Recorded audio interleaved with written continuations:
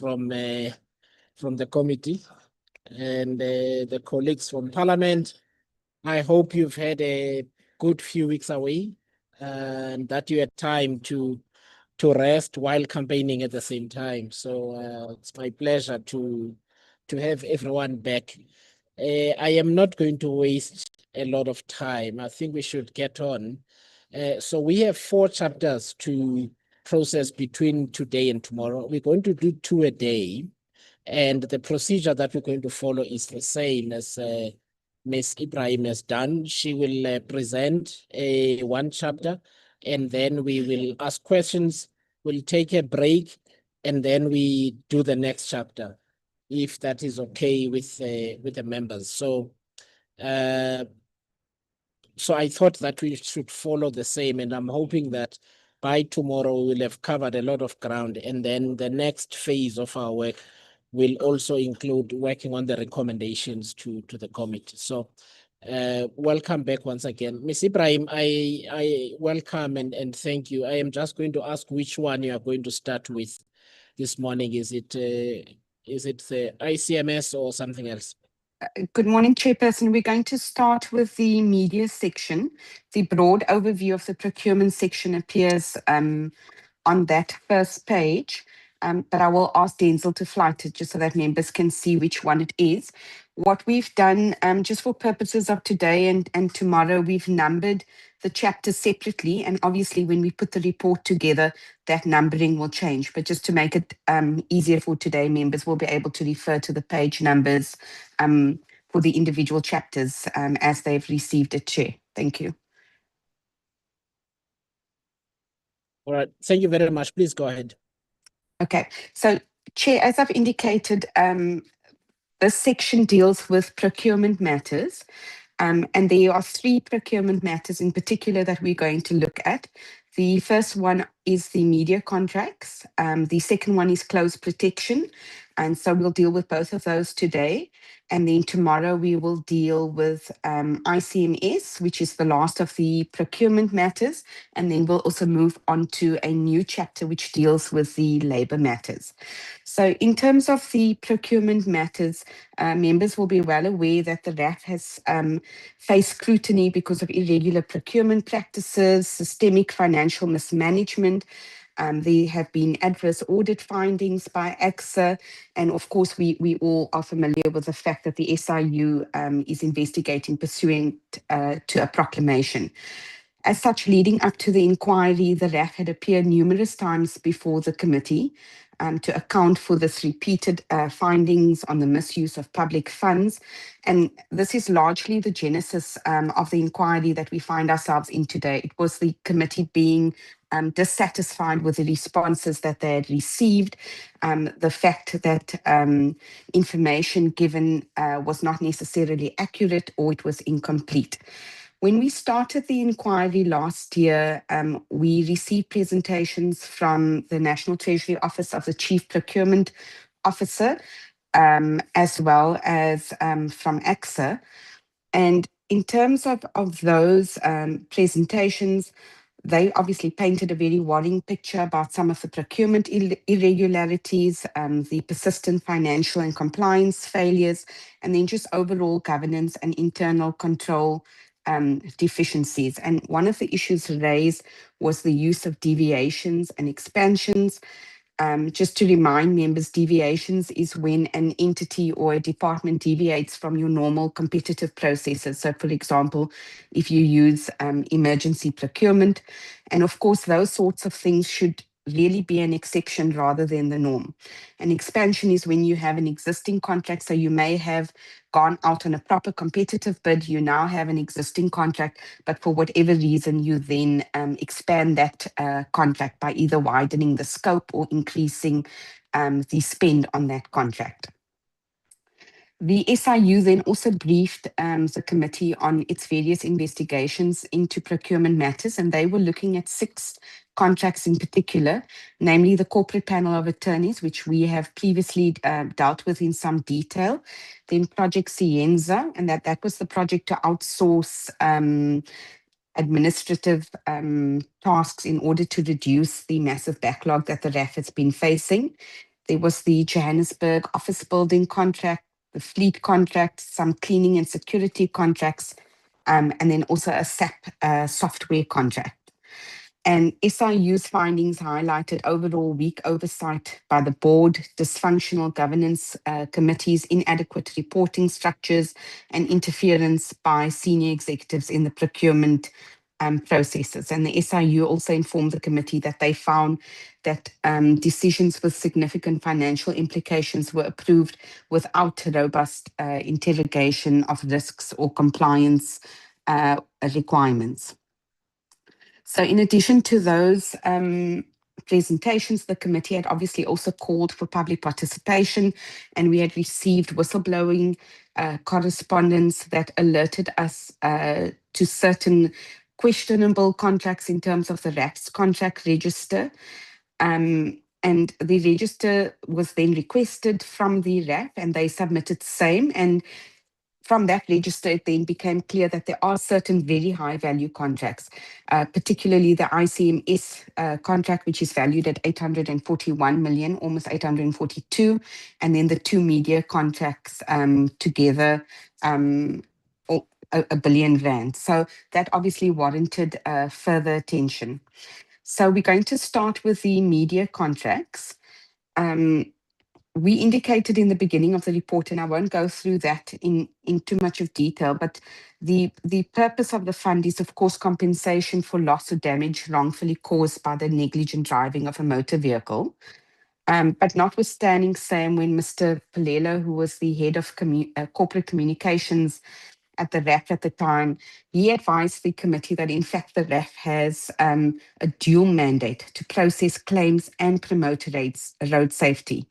And therefore, as part of the implementation of the strategic plan, and that would have been the 2020-2025 strategic plan, and the new operating model, as well as in support of the National Road Safety Strategy, the fund had identified that it's imperative for them to ensure that crashes were prevented. And this became one of the key areas of focus. And so in doing so, the RAF continuously came up with initiatives aimed at prevention or reduction of motor vehicle injuries and fatalities. And the committee will recall that they then, participated in various events. They did certain collabs, for example, where the RAF was then being advertised, and this particular message of road safety was being pushed. As of July 2026, the RAF website specifically refers to the fund's road safety programs, and they note that the key objectives of the RAF road safety strategy are to reduce the current high state of road accidents by becoming proactively involved in activities aimed at addressing road safety behavior and promoting road safety principles and effective law enforcement.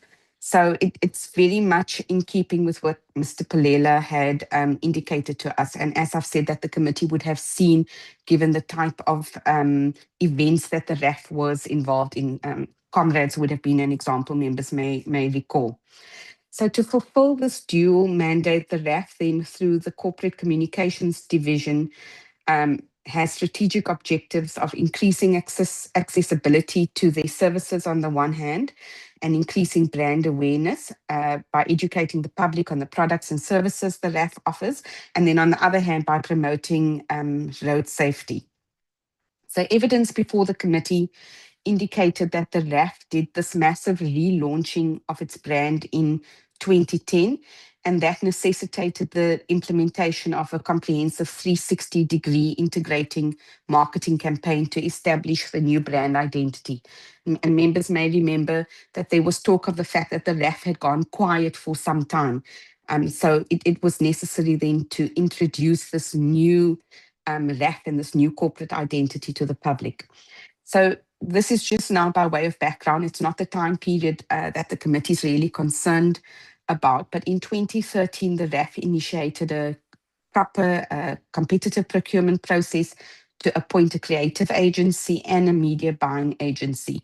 And so typically, Your creative agency would be your agency responsible for creating your marketing materials, so your advertisements, your brochures, and so on, whereas media buying agency would be responsible to actually purchase and secure that media space for you. So your radio and television airtime, your space for advertisements in newspapers and magazines, and so on. And following that procurement process, Salena Media was appointed as the creative agency for 3 years. But the RAF board at that point then resolved to cancel the media buying tender after ethical challenges were identified during the procurement process. The committee didn't receive any information as to what those ethical challenges were, though. After that media buying tender was cancelled, the RAF then explored the option of entering into a transversal agreement with the Government Communication and Information Systems entity, the GCIS, which does communication on behalf of government departments and entities. And when we say a transversal agreement, what we really mean is that they then piggyback on that entity being able to procure on their behalf. So instead of you doing the procurement directly, you simply piggyback on procurement that would have been validly done in terms of the PFMA by another entity. So this led to the RAF and the GCIS then signing an MOU that was effective from 1 January 2014. And so from that date, the GCIS then procured the media buying services on behalf of the RAF, while Salena Media then developed the creative material. So Salena Media would come up with the advertisements and so on, but the GCIS would actually then assist in the purchasing of the space to air that.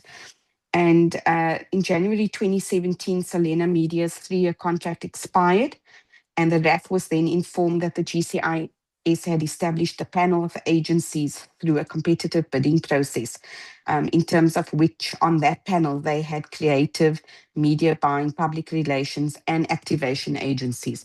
So really a full suite of media services, as it were, whereas previously they were only assisting with the purchasing of media space. Following this, the RAF utilized the GCIS then for both the creative side and the media buying services. And this MOU was renewed at various intervals in accordance with the SCM process. So as and when that expired, it would simply have been renewed. The committee learned that the MOU with them expired in October 2020. And during the appearance of Ms. Matei, who was the suspended senior manager for marketing at the RAF, the committee was advised that prior to the expiry of the MOU, a request was submitted to recommend renewal of it. And that would have been the same thing that would have been done for the years leading up to this. So as I indicated, as this MOU would reach its end date, a request would be made in terms of the supply chain management processes to renew it. And that request was made to the newly appointed CEO, Mr. Letswalo, but he, according to evidence from her, declined to approve the renewal. And the reason that he gave was that it was not a cost-effective route. She alleges that following that decision, they then conducted a cost-benefit analysis. And from our understanding, it's that the executive and the staff then decided that this was necessary to do in order to convince Mr. Letswalo that this was a correct decision. And that analysis indeed concluded that procuring services through the GCIS would have been a more cost-effective option. And that would have likely been because the GCIS would have had the power of bulk buying, because they would have been buying for quite a number of organs of state, for departments, and so they would have had more bargaining power in determining what the rates and the cost would be.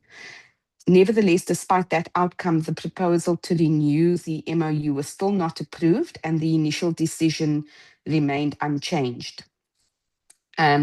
As such, the 2020-2021 COVID period then left the RAF without a media buying agency or a creative agency, because things had come to a little bit of a standstill. Ms. Matei then also testified that thereafter an executive decision was taken for the RAF to undertake its own competitive procurement process for both a media buying agency and a creative agency rather than continuing with its utilization of the GCIS contract. However, the procurement process was delayed due to SCM capacity constraints and then also the effects of the COVID-19 pandemic. As a result, priority was given to the procurement of a media buying agency. So given the time constraints, the scope of work for the media buying tender was then expanded to incorporate certain functions that would have ordinarily been done by a creative agency. And according to her, that was just going to serve as an interim arrangement until a separate creative agency could be appointed. So on 14th of June 2022, the RAF puts out a bid invite to appoint a media buying agency for a 5-year period for a total of 500 million for purposes of driving its educational marketing campaigns in the market. And the closing bid of that, the closing date for that bid was 15 July 2022. 11 bid responses were received and all 11 qualified during the screening phase and then went on to be further evaluated in terms of mandatory requirements. So those are the requirements that you must comply with. And 5 out of the 11 bidders qualified then to be further evaluated on technical or functionality requirements. And 6 were disqualified on the mandatory requirements. Eventually, 3 out of the 5 bidders qualified to be evaluated further, but 1 was disqualified for not quoting according to the pricing schedule. And the top 2 bidders then that emerged were Media Mix 360 and Busin Duli Communications, with total project fees amounts of 5.08 million per annum, that inclusive, and 21.26 million respectively. So, generally these would be, when one is doing procurement, the sort of vastly different price ranges would be a red flag, because one would expect that where prices are market related, that whilst your prices are obviously not going to be the same, that they would at least be within the same ballpark. So ordinarily, this is something that ought to have raised a red flag. Nonetheless, Media Mix 360 is the successful bidder. They win the bid and they then are appointed to provide media buying services for the placement of content across multiple platforms. And the total contract value, as we know, is 500 million, inclusive of that. And that contract ran from 16th of November and it's still in force due to expire on 15 November 2027. The committee was then advised further by Ms. Matei that a separate procurement process for a creative agency commenced in 2023, but that process was cancelled following engagements with Mr. Litswalo and what was then the newly appointed head of corporate communications, Mr. Macintosh Pelela, who joined the RAF in October 2023. Because there were discussions about the strategic direction that the organization would take. And the RAF, once that was settled, then undertook a new procurement process for an integrated marketing communication agency. So based on information before the committee, Mr. Pelela, having had sight of the old communication strategy, then developed a new strategy which he presented to the former RAF CEO and then to the executive committee and the board. And according to the strategy presentation, and we do have a copy of that, it's October 2023, the estimated investment required for the rebranding and the deployment of the integrated marketing and communication campaign was 800 million. On 10 November 2023, the RAF put out a bid invite for an experienced and suitable service provider to provide this integrated marketing and communication services for a period of 5 years at a budget of 100 million per year. And that closed on 24 November 2023. They received 21 bid proposals, of which 12 qualified to be evaluated further on functionality requirements. And of the 12, 3 then met the required threshold of 70 out of 100 points and qualified to be evaluated further on price and specific goals. And the top 3 bidders there were Zingi Productions at a cost of 16.8 million, Blueprint Group at 35 million. So already you're looking at double and then ticket target at 91.4 million. And as I indicated, these are your sort of red flags when you procure, because you need to try to get an understanding of what's causing this massive variation in price. And just to note that that project fee represents only the cost of the agency's charge for strategy, planning, setup, optimization, and account management. And it should be distinguished from the total project budget, which is the maximum financial allocation that encompasses the project fee and the actual spend. So what you're actually going to spend to book those media spaces or whatever the case may be. Mr. Palela then testified that he played an advisory role during the procurement process of Zingi Productions until the bid evaluation process. And he advised that the tender advert should disclose that the RAF had this 500 million budget upfront, that bidders would not submit unrealistically low prices simply to win the contract. So in other words, if bidders were aware of the fact that the value of the contract was this big, then the chances would be that you're going to get more reasonable offers. So instead of competing on the total contract values, bidders were expected to compete on the management fee that they would charge and their technical capability and ability to deliver the required services. So in other words, you're not asking them what they're going to charge you to design an advert or to do a brochure or something along those lines. You're simply asking what your management fee is going to be in respect of that. So those things would have been charged separately. And of course, that means that a markup could have been put on that, where a company then is able to then make additional money over and above what your service fee would be.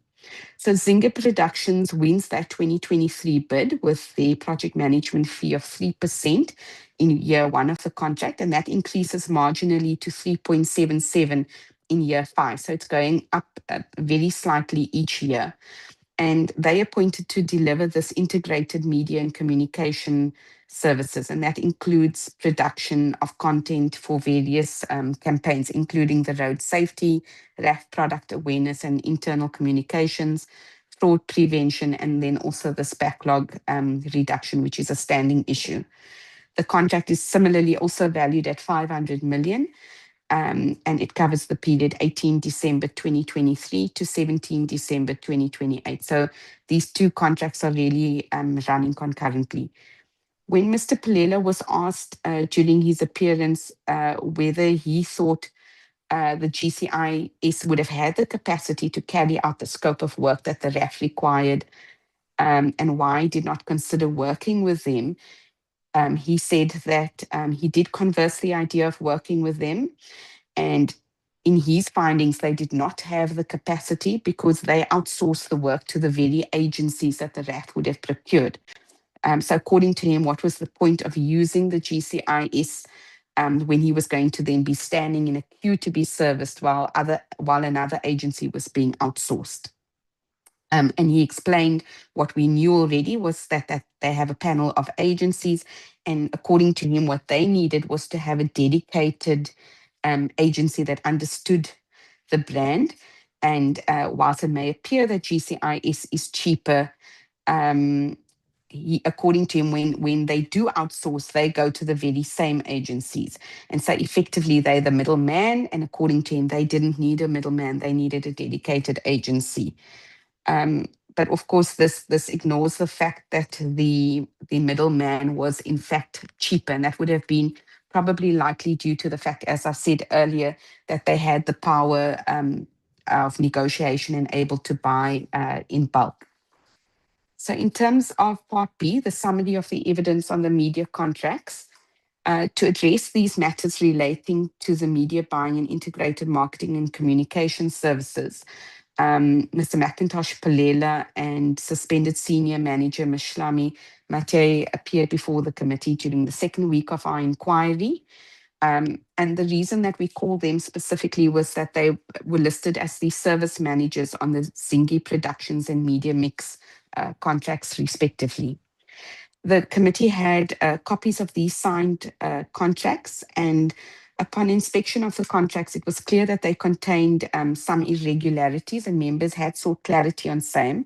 And these included discrepancies on when the contracts were signed, coupled with concerns on the delegations of authority granted to the RAF executive who signed the contracts, the absence of witness signatures from the RAF, and the glaring overlap on the scope of work to be done by the media buying agency, Media Mix on the one hand, and the integrated marketing agency, Zinge Productions on the other.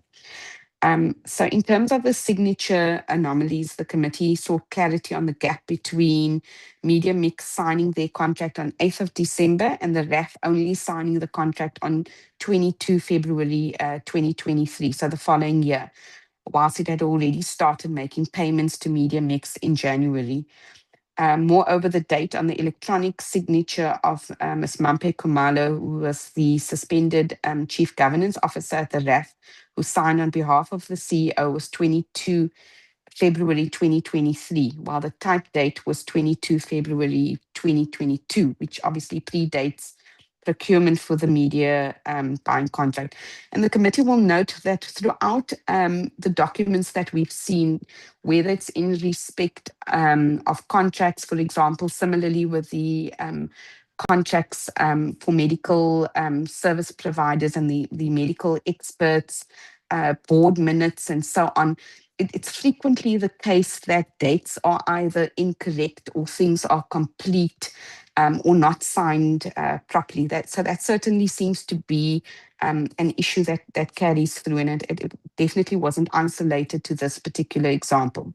But Ms. Kamala testified that she signed the agreement on 22 February 2023 after joining the RAF, and explained that it wouldn't have been possible for her to sign in Feb 2022 because she wasn't employed at the time.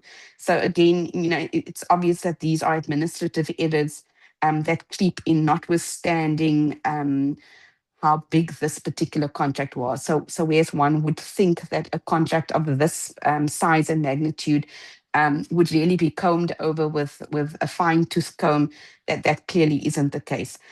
And she further explained that the SCM unit pre-populated the contract with a date before it was sent to the service provider.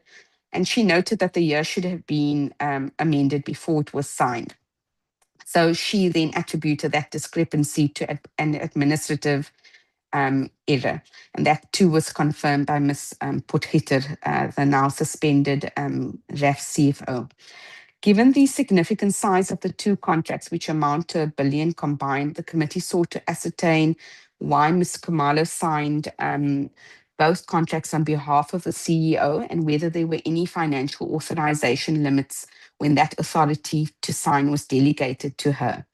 And Mr. Palela testified that the reason, and in terms of his understanding, why she signed was because the CEO was unavailable at the time, and therefore it was necessary for someone else to sign.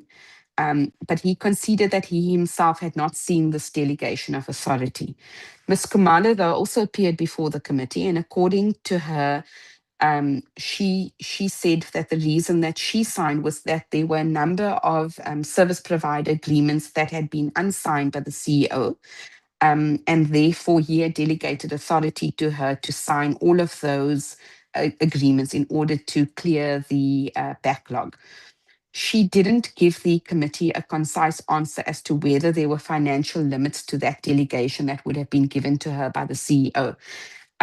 So whether it was a broad delegation saying that she can sign every single contract regardless of the amount of the contract or not, the committee doesn't have that information because she wasn't able to provide it. The matter also raised further concerns, and the committee had questioned her to some extent on this, on whether CEO can sub-delegate powers that were delegated by the board. So there is a legal maxim that says delegatus non potest delegari, meaning that a delegate cannot delegate. So ordinarily in law, when person X delegates to person Y does not have the power to delegate further, unless, of course, the delegation specifically provides for same. And this is what the committee was trying to unpack, because the board had delegated this specific power of signing contracts to the CEO, because ordinarily all contracts that exceed a value of 1 million need to be signed by the board. However, we note that the delegation, when we requested a copy of the delegation, that it provided very broadly that it's a prerogative of the CEO to delegate further. And it provided no conditions or prerequisites whatsoever in respect of how the CEO then further delegates. So that in itself is unusual. Another anomaly noted by the committee on both contracts was that there were no witness signatures on the part of the RAF, despite provision being made on the actual contract document for witnesses to sign.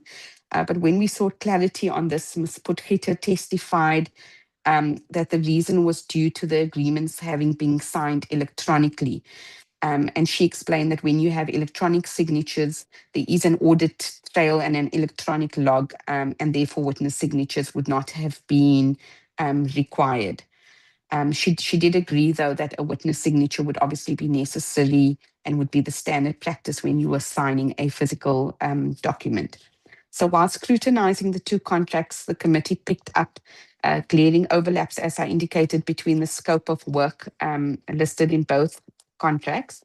By way of example, the scope of work for Zinge Productions required the agency to produce television, radio, outdoor and print media adverts, as well as documentaries. And similarly, Media Mix 360 contract also required them to have media production capabilities to assist the RAF.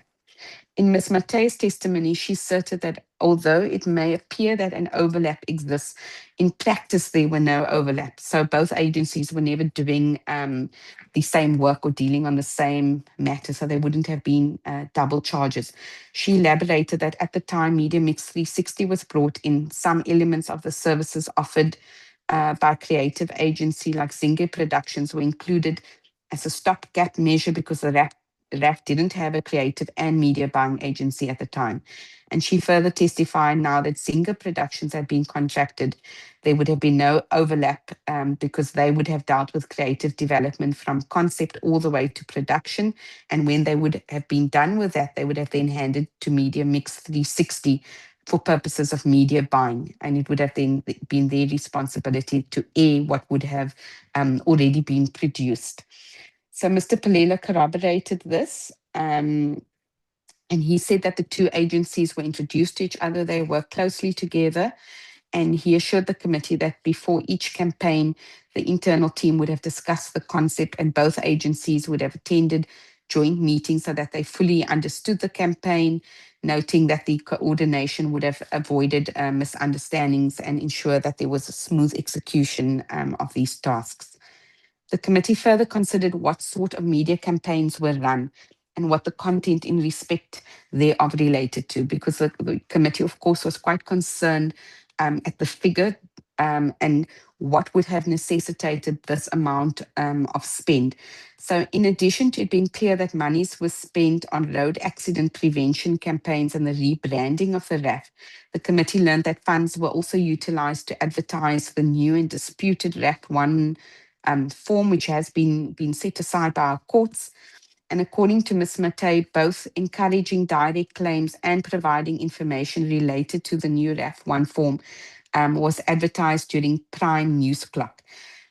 So news clock is the clock that counts down on your TV screen before the news starts. And in those 30 or 45 seconds, whatever the case may be, you can obviously buy advertising space. And she said that that was used to advertise the fact that the RAF 1 form had changed. And she said, you know, in her view, she could say that probably 50% of the campaigns that were on news clock were driving the message on the RAF 1 form. And a news clock obviously is probably your most expensive slot on TV time because it is prime time. In addition, the committee learned that media campaigns related to direct claims were pulled because of the decision to stop encouraging direct claims. And we deal with that quite extensively in a previous section of the report. So members will recall, for example, we had heard evidence that marketing material was destroyed. So obviously that marketing material didn't produce itself. There would have been a cost involved in producing the actual material and then physically printing that material and buying whatever it needed, whether it was tents or whatever the case may be. The committee then traversed the concerns relating to the excessive spending on both contracts, evidenced by the schedule of payments that we requested.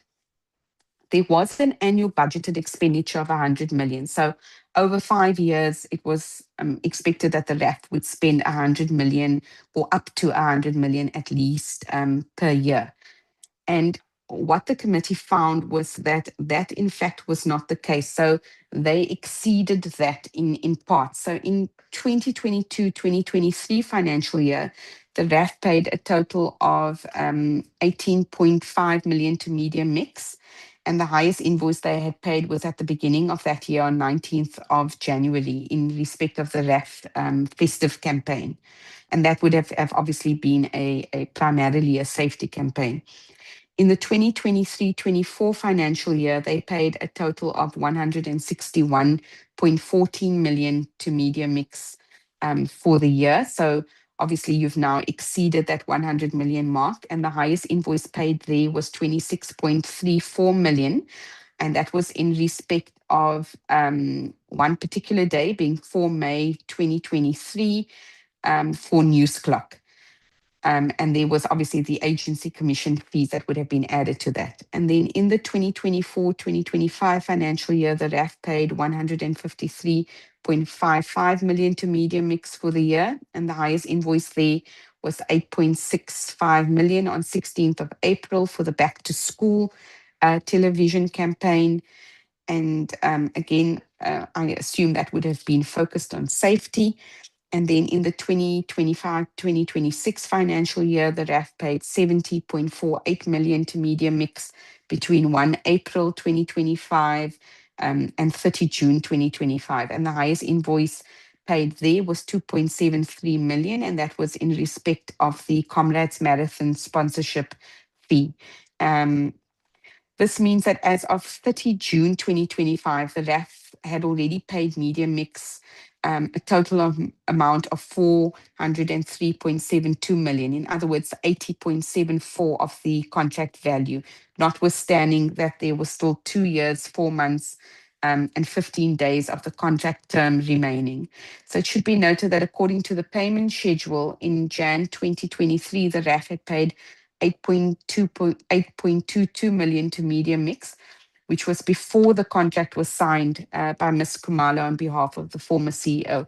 And that's obviously a massive risk where you have entities not having entered, notwithstanding that you've undertaken a procurement process, but that you haven't yet signed your SLA, but yet you continue to make payments in the absence of same. And it's really your SLA that speaks to the quality of the services, what exactly is required, timelines, and it's really a protective measure for entities. It protects both parties essentially, and in the absence of that, you expose yourself to risks. A similar pattern of excessive spending was observed for Zinge Productions, taking into account that the effective date of their contract was 18 December 2023, ending, as we said earlier, on 17 December 2028. So in the 2023-2024 financial year, the RAF paid a total of 23.94 million to Zinge Productions, and the highest invoice there was for 10.12 million on 11 Jan 2024 for media and advertising services. And then in the 2024-2025 financial year, the RAF paid 104 million to Zinge for the year. And the highest invoice there was just under 10 million on 19 September 2024 for the backlog drive campaign. And then another 9.95 million on 23 December for A1 posters for the festive season campaign. So those would have been physical posters that I assume that they would have put up wherever they did. In the 2025-2026 financial year, the RAF paid 44.67 million to Zinge Productions, between April 2025 and 30 June of the same year. And the highest invoice there was 12.65 million. And that was in respect of the design, production, and installation of wall murals as part of the RAF's National Brand Visibility and Public Engagement campaign. So accordingly, 1 year and 6 months into the contract, the RAF had already paid Zinge Productions a total of 172 million, or 34.52% of the total 5-year budget. Mr. Palela was probed on the excessive expenditure on both contracts. And according to him, he had advised the board that in the first 2 years of the Zinge production contract, the spending would be high because RAF needed to run as many campaigns as possible, including community engagements and media partnerships, because they had this new strategy now, and that would lead to an expenditure overshoot. And he noted that he had not joined the RAF when the media mix contract commenced, but the same could apply to that contract. And the ultimate aim was to introduce the RAF brand as it had never existed before. And then at some point, the campaigns would plateau and continue from there. So in other words, now that everybody would be familiar with the RAF and its branding, then it wouldn't be necessary to advertise to such an extent as they would have done in the initial years. He also attributed part of the expenditure to situations where campaigns that were not part of the original plan or budget had to be run. So an example that he gave was executives asking him to run a backlog campaign.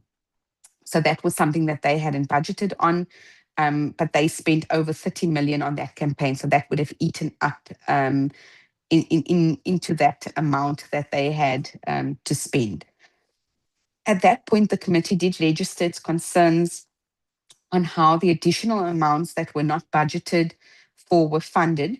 And the committee made particular reference to the overspending on the media mix in the 2023-2024, and then the following financial year, relative to the amount that they ought to have spent. And according to him, they had requested via the CFO for extra money, and she did indulge them, but it didn't mean that those extra funds did not eat up from the contracts going forward.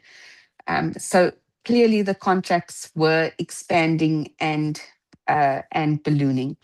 The committee had requested the RAF to submit a copy of the invoices that it paid to Media Mix and Zinge Productions. And the purpose of that was for us to try to look through those invoices and ascertain the financial impact of the spending as well as financial compliance. And the committee had also requested the RAF to submit quarterly reconciliation reports and any other reports on services rendered by these service providers.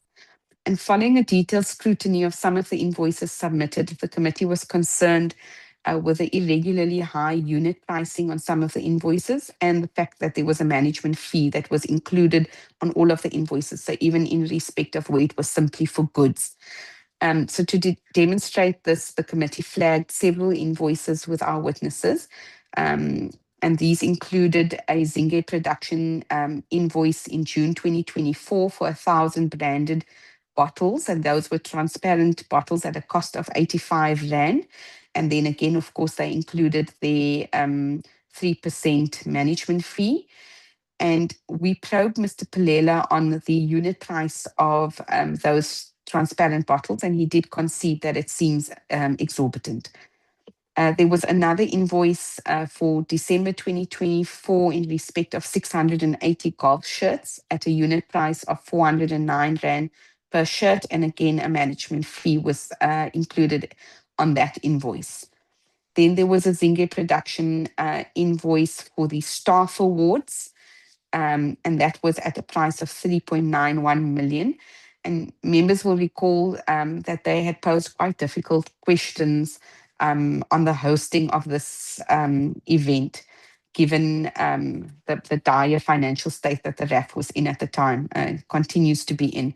And the committee probed Mr. Palela on his thoughts and the rationale then for spending this type of money. And his response that it wasn't about his feelings. He's not a decision maker. He gets briefed um, to do something and he simply carries out his duties.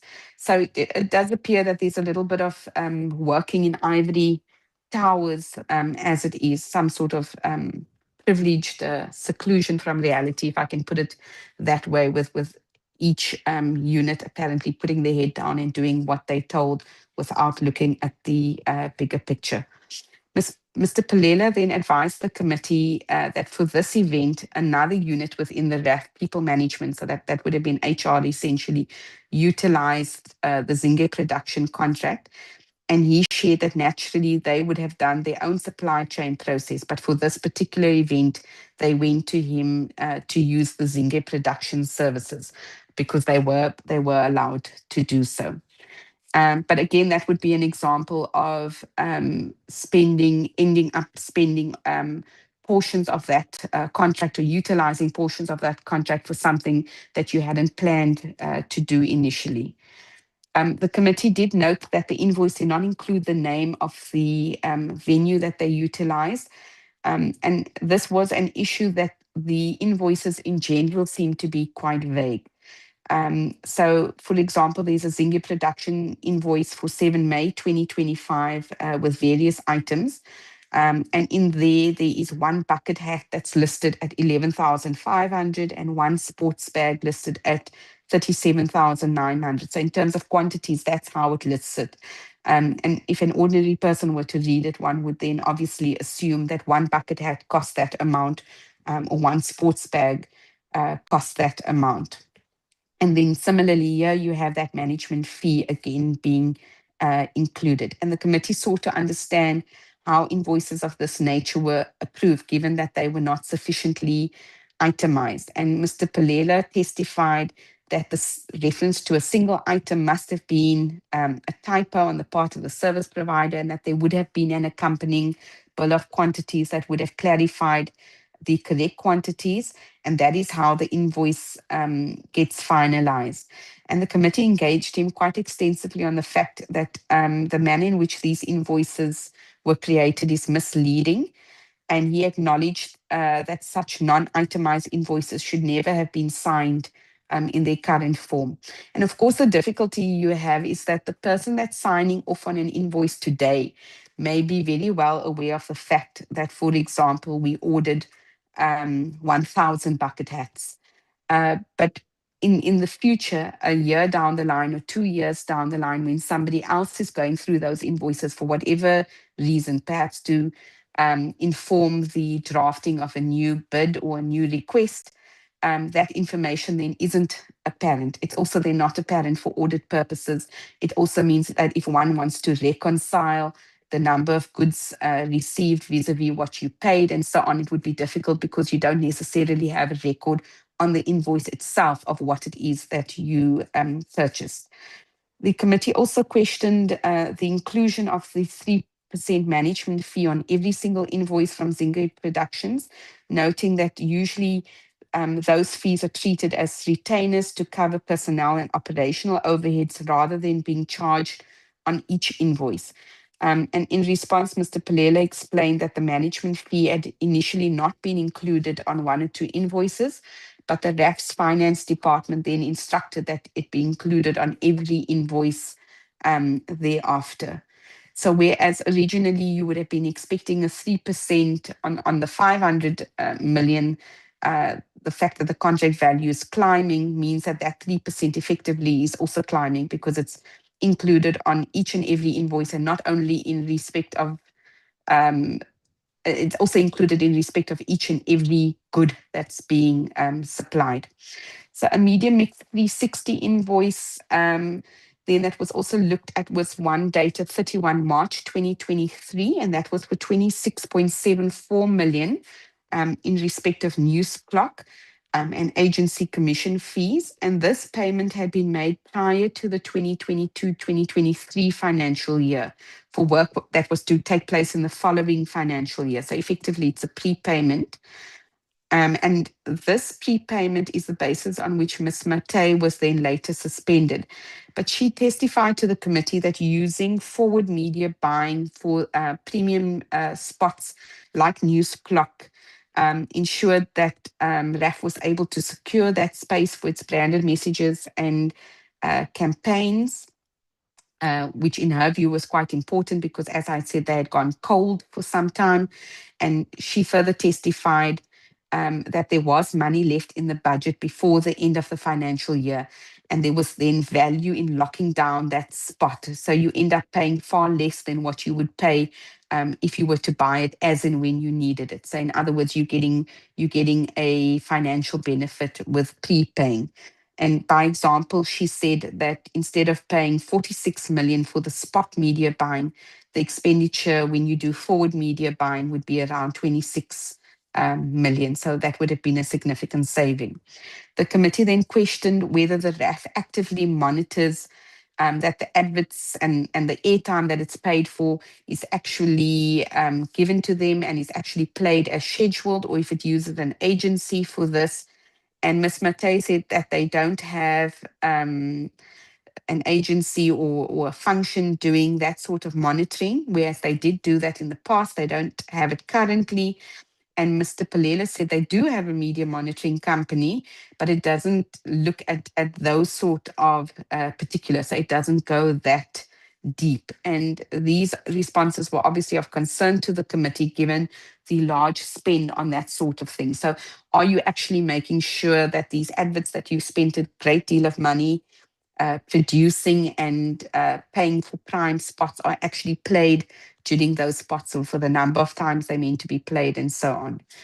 The committee expressed concerns relating to the PFMA procurement prescripts as well as the National Treasury regulations in relation to prepayments, the broader lack of oversight over the work done by the two agencies relative to the payments made by the RAF, as well as the misalignment between the excessive spending on media buying and integrated marketing relevant to the fund's mandate and financial position.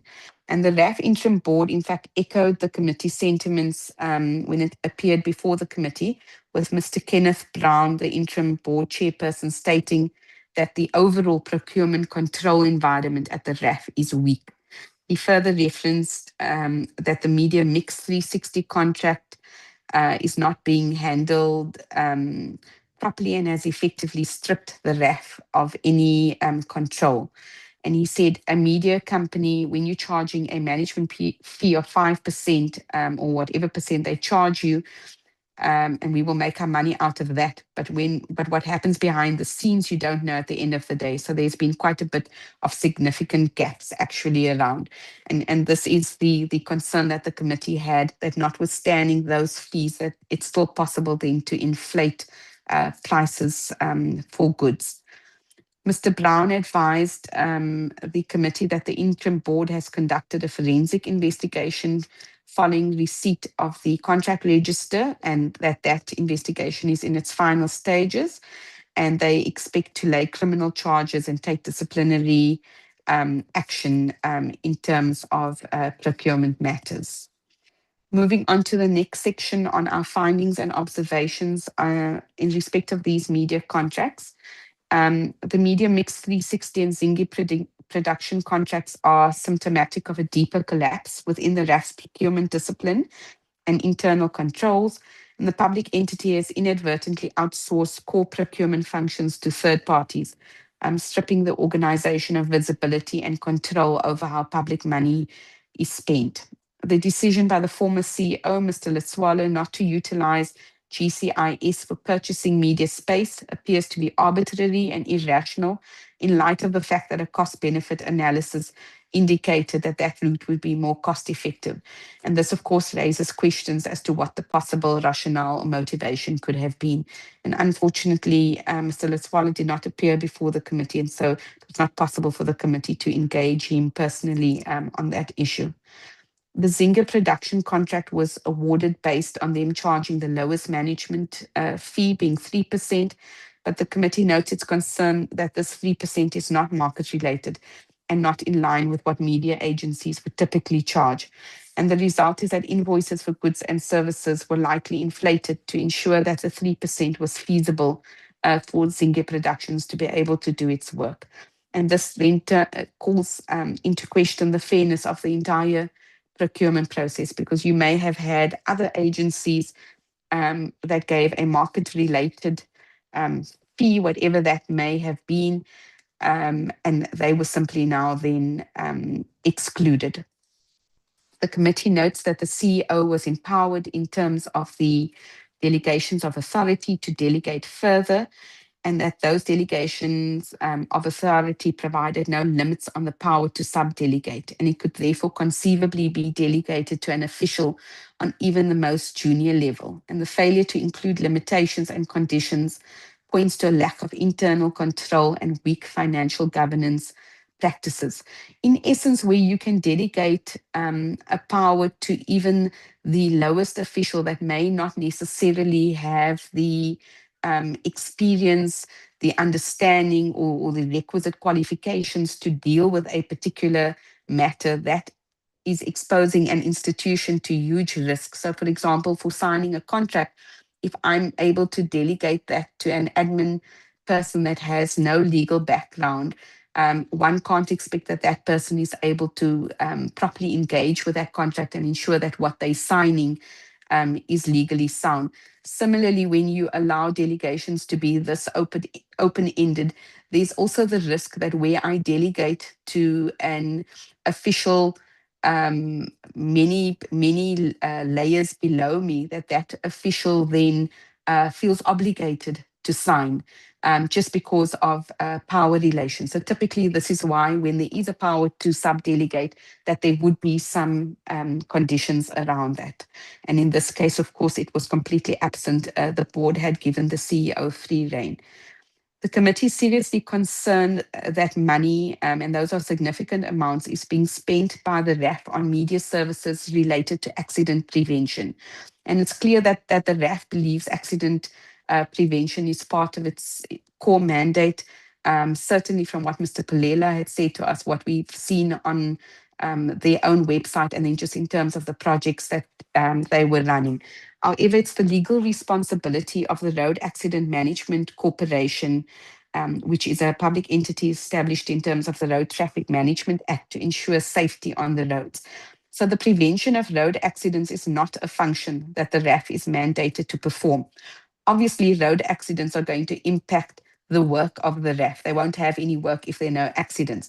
But their core legal mandate is limited to compensating road accident victims. So there is, in short, a glaring misalignment between the excessive spending on the two marketing contracts relative to the fund's core mandate, which is extremely concerning given the RAF's massive backlog of unpaid claims and unpaid medical expert bills. And this misalignment illustrates a complete disregard on the side of RAF management of the RAF's purpose. In addition, the committee notes that the RAF, according to evidence from Ms. Mateo, also utilized these contracts to promote the RAF 1 form. And the issue of the disputed RAF 1 form, which is dealt with in some detail in the RAF 1 form section of the report. But we note here that these costs must be regarded as fruitless and wasteful given the legal challenges in respect of the RAF 1 form, which were known from inception. In addition, the pulling of advertisements related to dialect claims also resulted in unnecessary monetary wastage.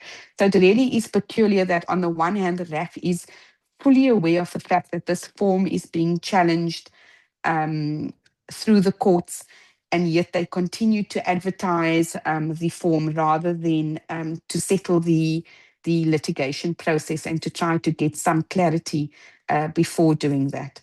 Despite the contracts being intended to run for 5 years each, as of 30 June 2025, the RAF has paid 403.72 million to Media Mix and 172.6 million to Zinge Productions, a combined total of 576 million out of the 1 billion across both contracts. And this raises serious concern about the sustainability of these agreements.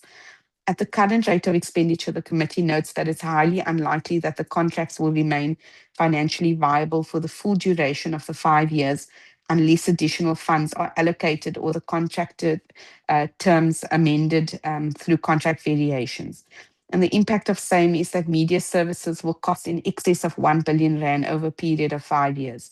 Obviously, an extremely high cost, and as indicated, a portion of this expenditure as it relates to road accident prevention is completely unnecessary and not in line with the mandate and core business of the RAF. So just for example, on the RAF 1 form, given the fact that the courts have now set aside that RAF 1 form, it means that for now they need to go back to the old RAF 1 form. And then, of course, we presume that they're going to take steps to redevelop that RAF 1 form. So it means you have to do all of that advertising again, just by way of example there. Then the invoices submitted to the committee revealed the practice of authorizing questionable and seemingly inflated unit pricing on items and services rendered, and this raises serious concern about the lack of proper media monitoring systems by the RAF, to a point where in some cases it is unable to confirm whether advertisements which were paid for even ran. Similarly, invoices lack sufficient detail. For example, the invoice in respect of the awards evening, which does not even provide the name of the venue. The RAF management failed to adequately perform checks on agency procurement practices, such as instances where these agencies needed to procure additional services, effectively leaving the 1 billion budget of public funds to the service providers to manage at their discretion and instance. The committee is particularly concerned with bold statements made by the RAF management that they do not get involved to the level of ensuring that the clause included in both contracts on subcontracting is upheld. The clause states that service providers shall not subcontract to any third party any portion of the services that must be provided under the agreement without prior written consent from the RAF.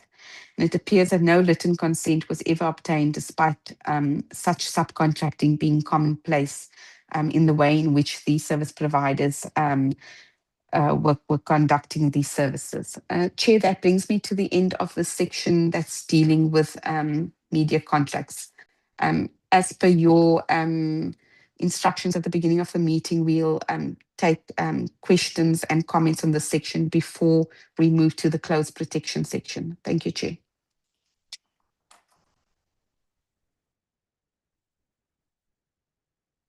Thank you very much, Ms. Ibrahim, for that presentation. And I'll also give you some time to drink some water while I take down the names of the members who wish to make comments. And then we will take it from there. Just a couple of points in summary that I wish to highlight, because the summary does pull out some of the points, but a couple of points. The first is the last point made by Ms. Ibrahim is particularly important, which is that the outsourcing of the procurement function to the service providers.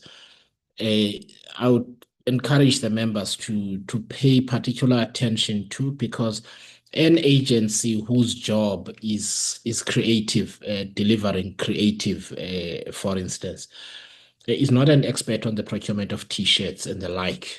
The Road Accident Fund has a procurement function, and that procurement function should be able to do that in compliance with legislation. That everything gets outsourced completely to another agency and to an agency, and the agency does this at its discretion, is something I think that warrants concern. Members will recall that one of the questions asked was whether they have any way of knowing if those agencies then subcontract to some of the management and their relatives, and they said they don't know if that happens or not, and they do not check. So that's the one point. The second point I'd like to remind members of is that the reason the management fee has to be transparent is to prevent, it has to be transparent and in a sense become a flat fee. It is to prevent abuse thereof, because if your management fee is low, the service provider is then being incentivized to invoice as many times as possible and to also inflate invoices so that that management fee is able to cover their operational expenses. In the normal course of these kind of contracts, the agency is asked to declare how many people are going to be working on the contract, what level of seniority, how many hours they're going to spend on the contract, and how much they're going to be paid. This is also so that the client, that is the road accident fund or any other entity, is able to make observations such as the person you have looking after this contract is too junior. We want somebody senior. Alternately, the person you are hiring is too expensive, and therefore we only prepare to pay up to so much. That becomes part of the contract negotiation. And this was canvassed during the meeting, and it does not appear to have occurred. And therefore, it became necessary to sample some of the invoices to see whether things were inflated. And of course, we saw several instances where the amounts of money spent on some of the items appeared to be inflated. The last point, which was canvassed also in the meeting, is the fact that you had contracts amounting to R1 billion to communicate a strategy where the RAF was progressively giving access to fewer and fewer people, because this coincides with the closure of facilities in outlying areas, to the closure of people who were, to the recall of people who were helping people directly so that they don't have to go to attorneys and result in legal costs. Those people you will recall were being withdrawn, etc. So you have this contradiction where the road accident fund, in terms of the actual decisions taken and being implemented, is reducing access to the public and yet ramping up expenditure on marketing and then not monitoring that expenditure on marketing. So I just want to say, so those were some of the things that we canvassed. And therefore, as we have a discussion today, and the team has spent quite a bit of time trawling through the transcripts of each of the discussions pertaining to this. But I understand with the passage of time, some of these may have kind of retreated into the back of the mind. But let me invite the members to make comments and also to seek clarifications. And the comments really are sort of additional observations or areas where you feel we've missed something. Alternately, that the expression of the conclusion or the observation isn't accurate, etc., etc. As I said, we will then, once we've collated everything, because they're so interrelated, we then deal with recommendations. Honorable Beasley was first and Honorable Atkinson was second. So can you go one after the other? And then Honorable Neil May, those three for now. And thank you, Chair, and greetings to my colleagues and everybody on the platform. Yeah, so firstly, just to compliment Ms. Abraham and the team, I think it's a brilliant summary and well done to everybody. So just a comment, I actually think when we actually do the report, it should be the bucket hat that costs 48,300, because I think that sums up the whole RAF. But just some questions from my side. What happens with these contracts when they hit the 500 million mark? Would they stop? Secondly, is the RAF still using both of these agencies as is? And then where will it be in the recommendations that we recommend SIU to look into these contracts, or that come later? Because I think our observations at the moment are very gentle, because this has clearly been a way of the RAF to milk money out of the system. It has clearly been corrupt and not to the benefit of anybody, bar a few individuals and a few media agencies. So where do we actually say that, in our opinion, the committee views these contracts as corrupt and the SIU needs to do a detailed investigation? And yeah, so those are just my questions. Is it still continuing at the moment? And yeah, and if so, I would be seriously concerned. Thank you, Chair. Thanks, Honorable Beasley. Honorable Atkinson. Thank you very much, Chair. And I'd like to associate myself with the comments about Ms. Ibrahim and the team as well. Absolutely sterling work, and she really have captured the essence of those meetings that we had earlier on in the inquiry and all the things that were said as well. So thank you very much for doing that for us. It does provide a very good record of most of what was said at that time. So, Chair, my question here is that certainly if we look at the combined totals of these contracts, particularly the media contracts, have probably run to over R1 billion. One would have hoped that the board would have had some interest in it. You know, and as Ms. Ibrahim correctly pointed out today, it was not part of the mandate of the Road Accident Fund to run an anti-accident campaign or a road safety campaign. I mean, that really should be in the purview of the Department of Transport to do. So in essence, could we then not say that there has been definite negligence from the senior executives and from the board of Road Accident Fund, that they've allowed so much money to be spent on something that actually didn't even form part of their mandate? So I mean, that in my idea, well, my sense is at the very least fruitless and wasteful expenditure, and I think there's very definite negligence there by the fact that the board didn't pick up on that, or senior executives didn't pick up on that. And maybe we should even look at the possibility of an attempt at recovery of some of that, all that money that was spent completely against the mandate of what the Road Accident Fund is about. And then the other point, which Ms. Ibrahim pointed out later, sort of towards the end of her presentation, was the issue around the advertising of the RAF1 form, when the RAF1 form was actually still contested effectively before courts, and the legal standing of the Road Accident Fund form, the RAF1 form, hadn't actually been settled. And why on earth were they going and advertising a form about which there was basically a legal dispute?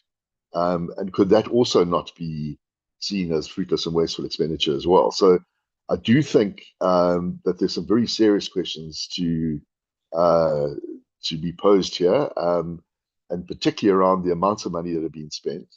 You know, and at the end of the day, I mean, to add insult to injury, someone's been earning a management fee off stuff that's effectively fruitless and wasteful expenditure as well. So, you know, the further we dig into it, the more it smells, quite frankly. But anyway, I do hope that when the report is written, that we do take a look at what consequences can flow from this, because in my mind, either senior executives or the board were completely derelict in their duties to have allowed fruitless and wasteful expenditure on these things to the extent that they have, and also for allowing things that were completely outside of their mandate or outside the RAF's mandate as well. Thank you very much. Thanks very much, Honorable Atkinson. Honorable Neil May. Good morning, Chairperson. Good morning to you. And let me once again congratulate Ms. Ibrahim on a job well done. I think the report before us is candid and unambiguous. And I think here it tells the story as it is.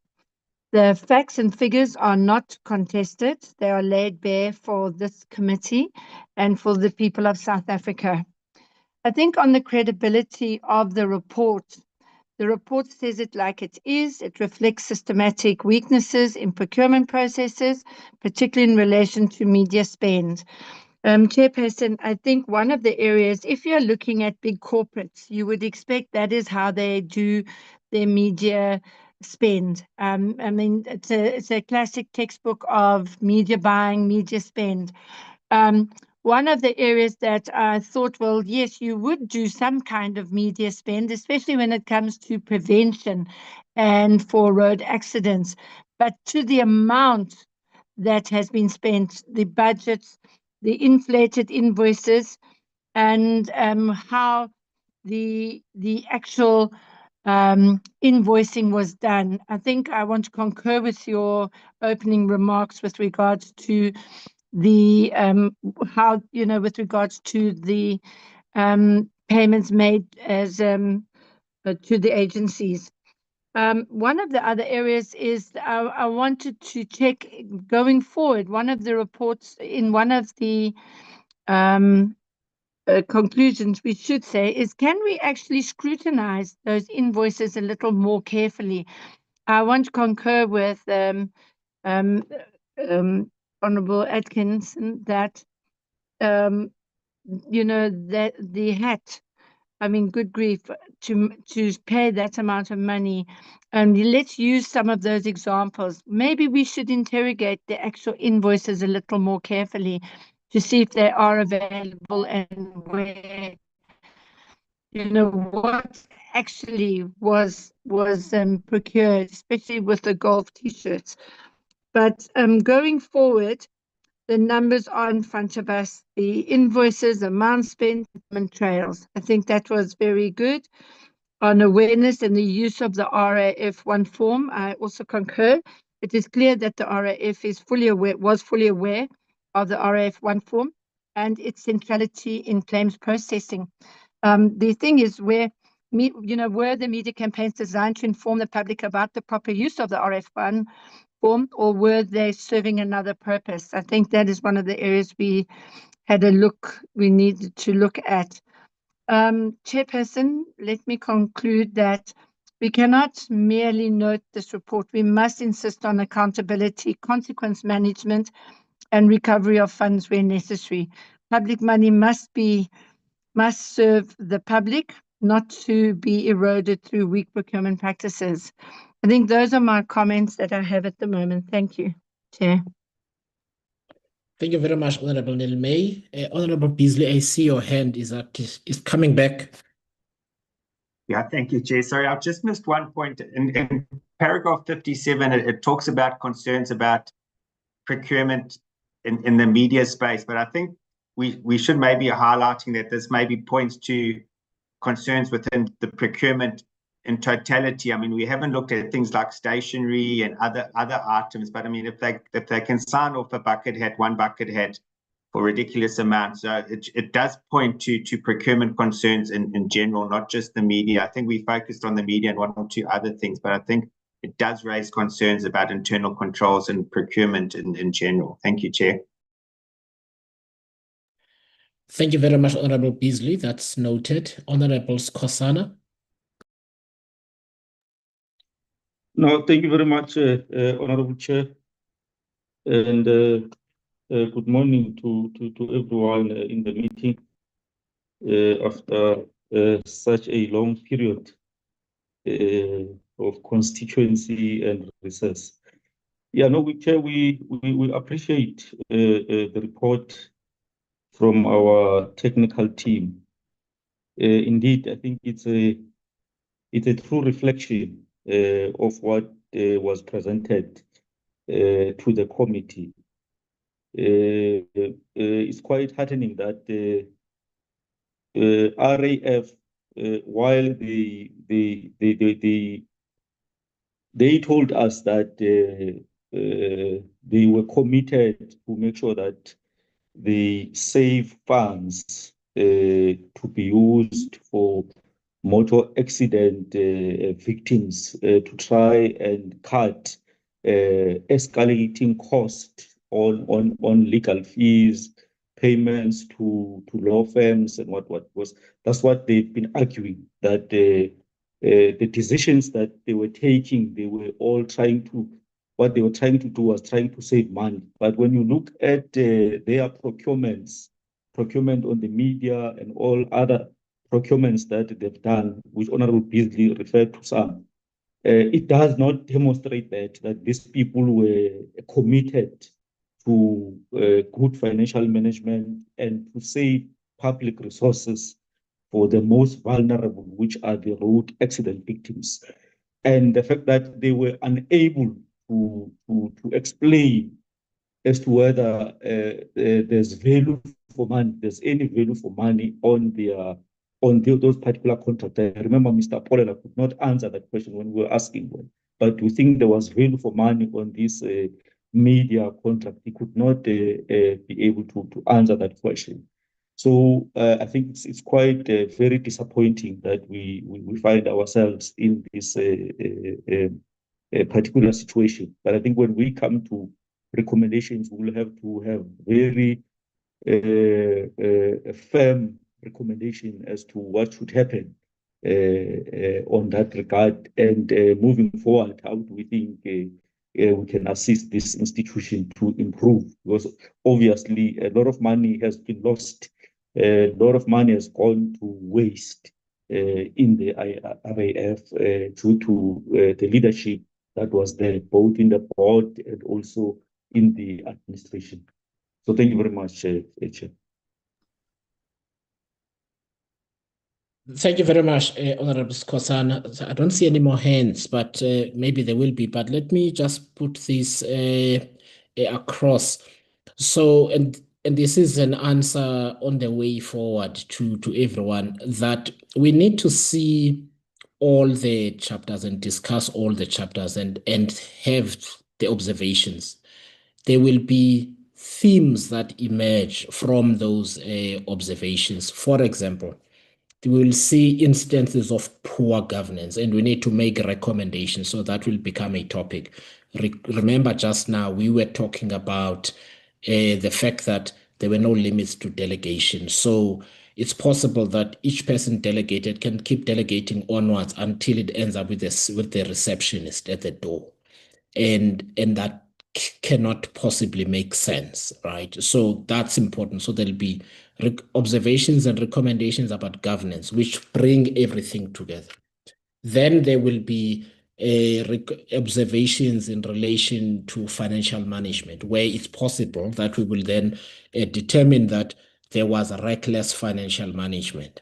And in the context of that reckless financial management or decision making, certain amounts need to be recovered. Then there will be areas where, because the committee is not a forensic investigating body, we recommend that a forensic investigation take place in order to ascertain the facts. For example, the invoices from those two agencies are really worthy of a forensic investigation, because we only looked at a few. We received thousands of invoices, and what we saw in those invoices was concerning. And therefore, in that context, we may then ask for a forensic investigation. Then there are instances where we may believe that there were potential criminal actions, etc., etc. So we end up with a set of recommendations that go from governance all the way through to potential laying of criminal charges, if that we determine that would be the case. And all of that then goes into the report. I hope that is helpful. Now, of course, the investigating bodies or the forensic bodies that we work with as the committee, generally, it is the Auditor General, it is also the SIU. It may also be deemed by the members that we need to instruct the board to institute in forensic investigations onto certain matters and report back to SCOPA and the Transport Portfolio Committee, etc. So I'm hoping that that is helpful by way of saying, how are we going to tie up? So nobody is going to get away with proverbial murder. But we have to look at everything, because it makes it easier for the people themselves when they go through the report to work out what the implications are for themselves, and then make representations back into the committee to say, I disagree with your conclusions in respect of 1, 2, 3, and I most certainly disagree with your recommendation for the following reasons. And then we'll be able to capture all of that. So that is the plan of how we're going to tie up everything together, honorable members. Honorable Bila, good morning. Good morning, Honorable Chairperson, and good morning to everyone in the platform. Let me join others by commending the good work done by our legal team.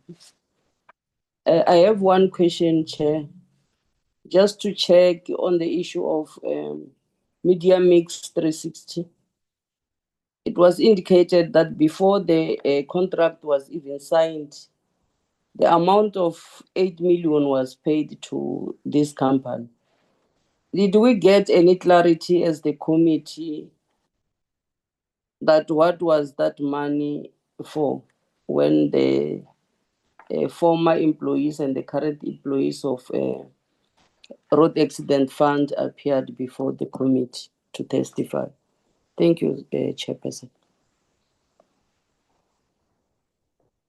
Thank you very much, Honorable Pila. Honorable members, Honorable Mente has asked me to read her inputs into the discussion, into the record, so that, but she's written them down. So to the team, I will also forward these to you so that they can be captured in the final draft.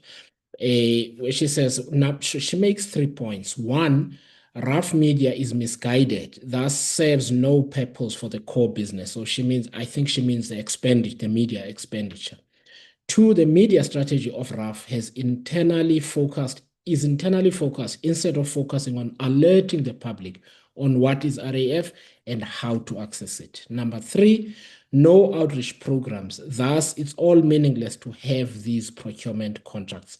So I'm going to share these with the team, but those are Honorable Mendes' inputs. She's not feeling great at the moment and therefore not able to speak. All right, colleagues, thank you very much for your comments on this. So can I propose that before we get into the next one, maybe we take a 10-minute body break? Would that work for everyone? And we come back here at 11:10. Would that be fine?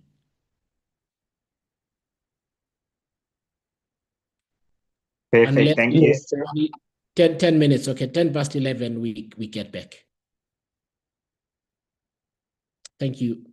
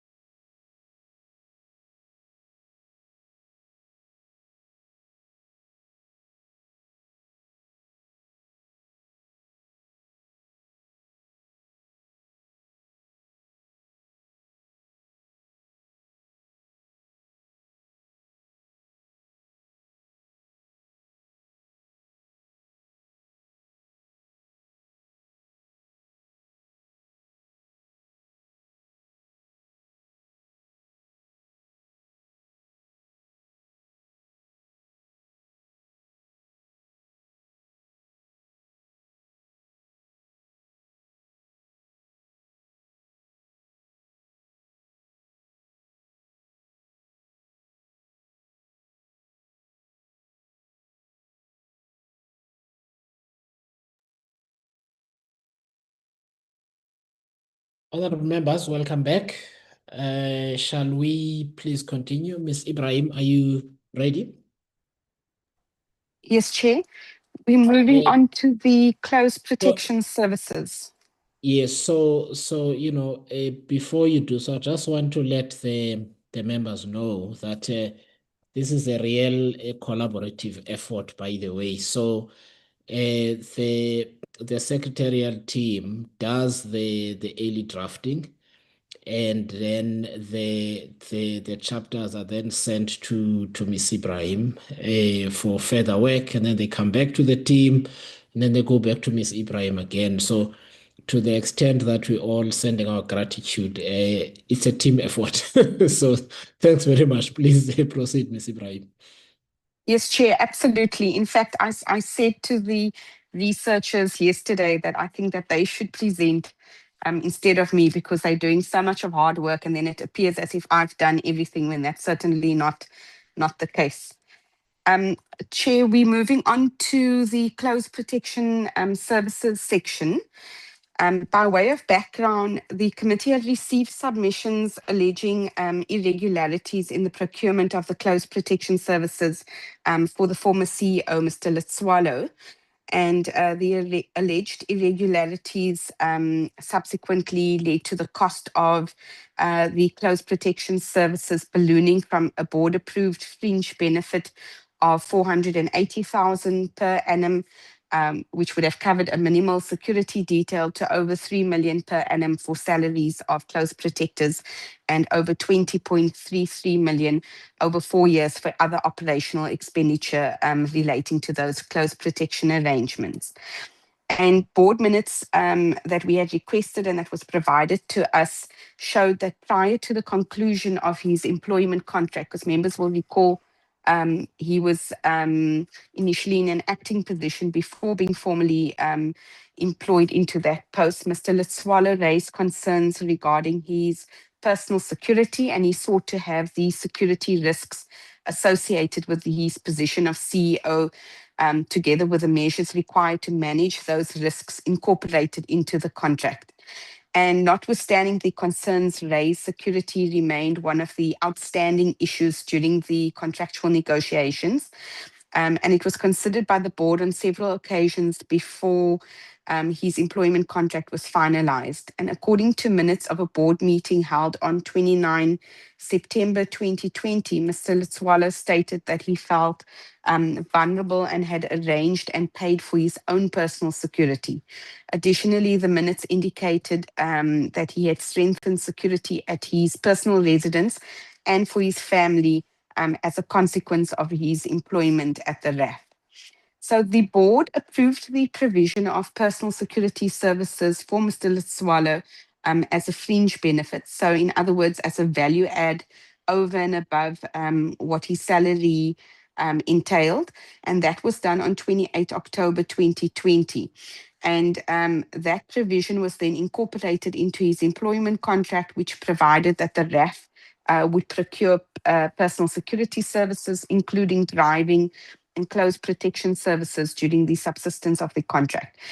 His contract also provided that the security services would constitute a fringe benefit, and Mr. Letswalo would then be liable for any taxes thereon, and that the amount would be limited to this 480,000 per annum, except that there would be a 10% escalation per year, and that would have just been an inflationary increase.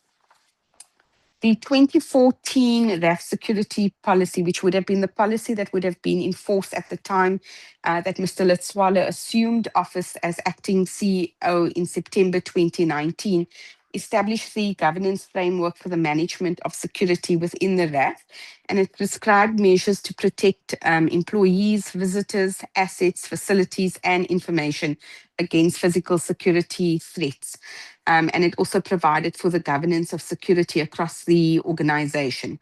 So under this policy, executive management led by the CEO bore overall responsibility for the provision and maintenance of security within the RAF, while the National Security Manager was responsible for the development, implementation, and oversight of the RAF-wide security program. And that would have included being responsible for security risk assessments and executive protection programs. The policy then also provided for security services to initiate, develop, and provide close protection programs for any employees that had been identified via a threat and risk assessment as requiring security, and that threat investigation would then be followed up by regular reviews of the effectiveness and continued relevance of the security measures implemented. So the policy obviously takes into consideration that a threat may be present, but that threat may not necessarily persist throughout the time period that somebody is employed at the RAF. The RAF subsequently reviewed and replaced this 2014 policy with a revised security policy, which Mr. Letswalo approved on 9 May 2022.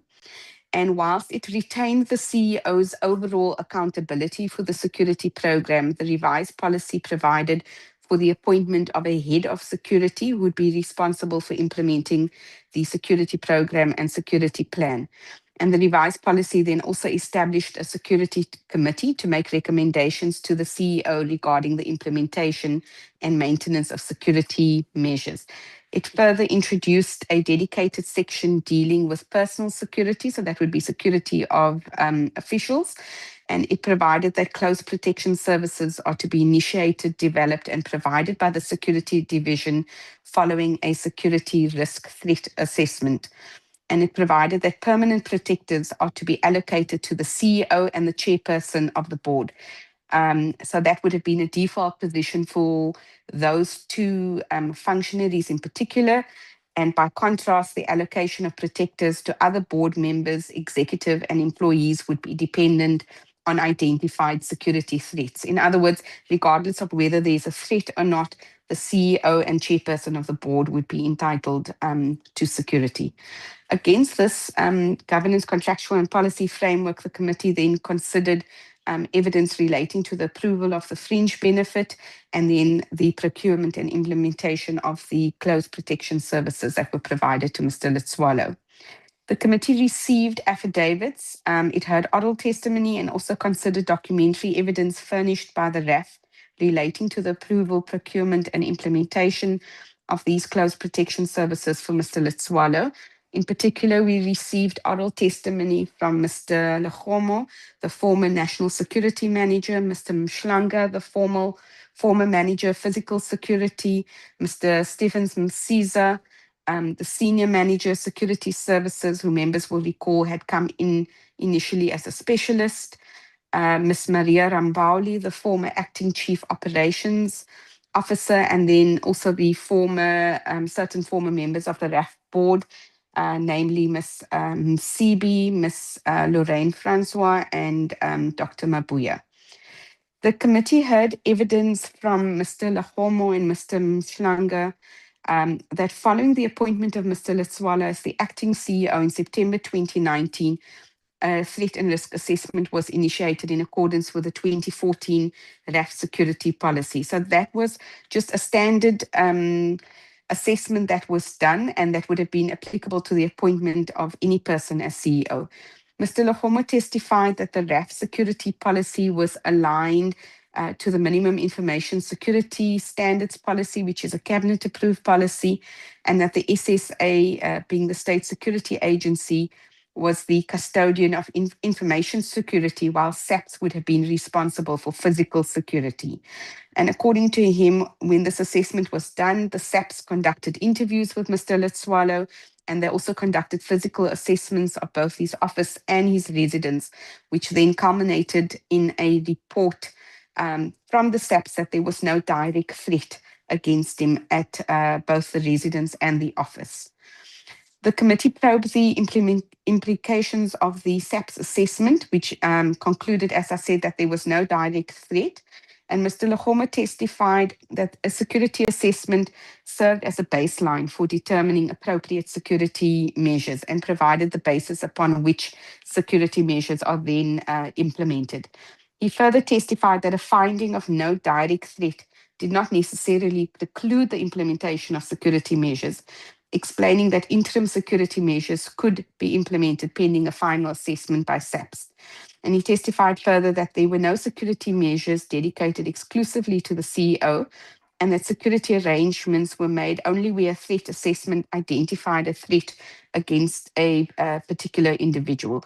So as a whole, they would have obviously taken steps to ensure that the office park, that the officers and so on are secure, but when it comes to individuals, that would require an assessment to see whether there is a threat or not.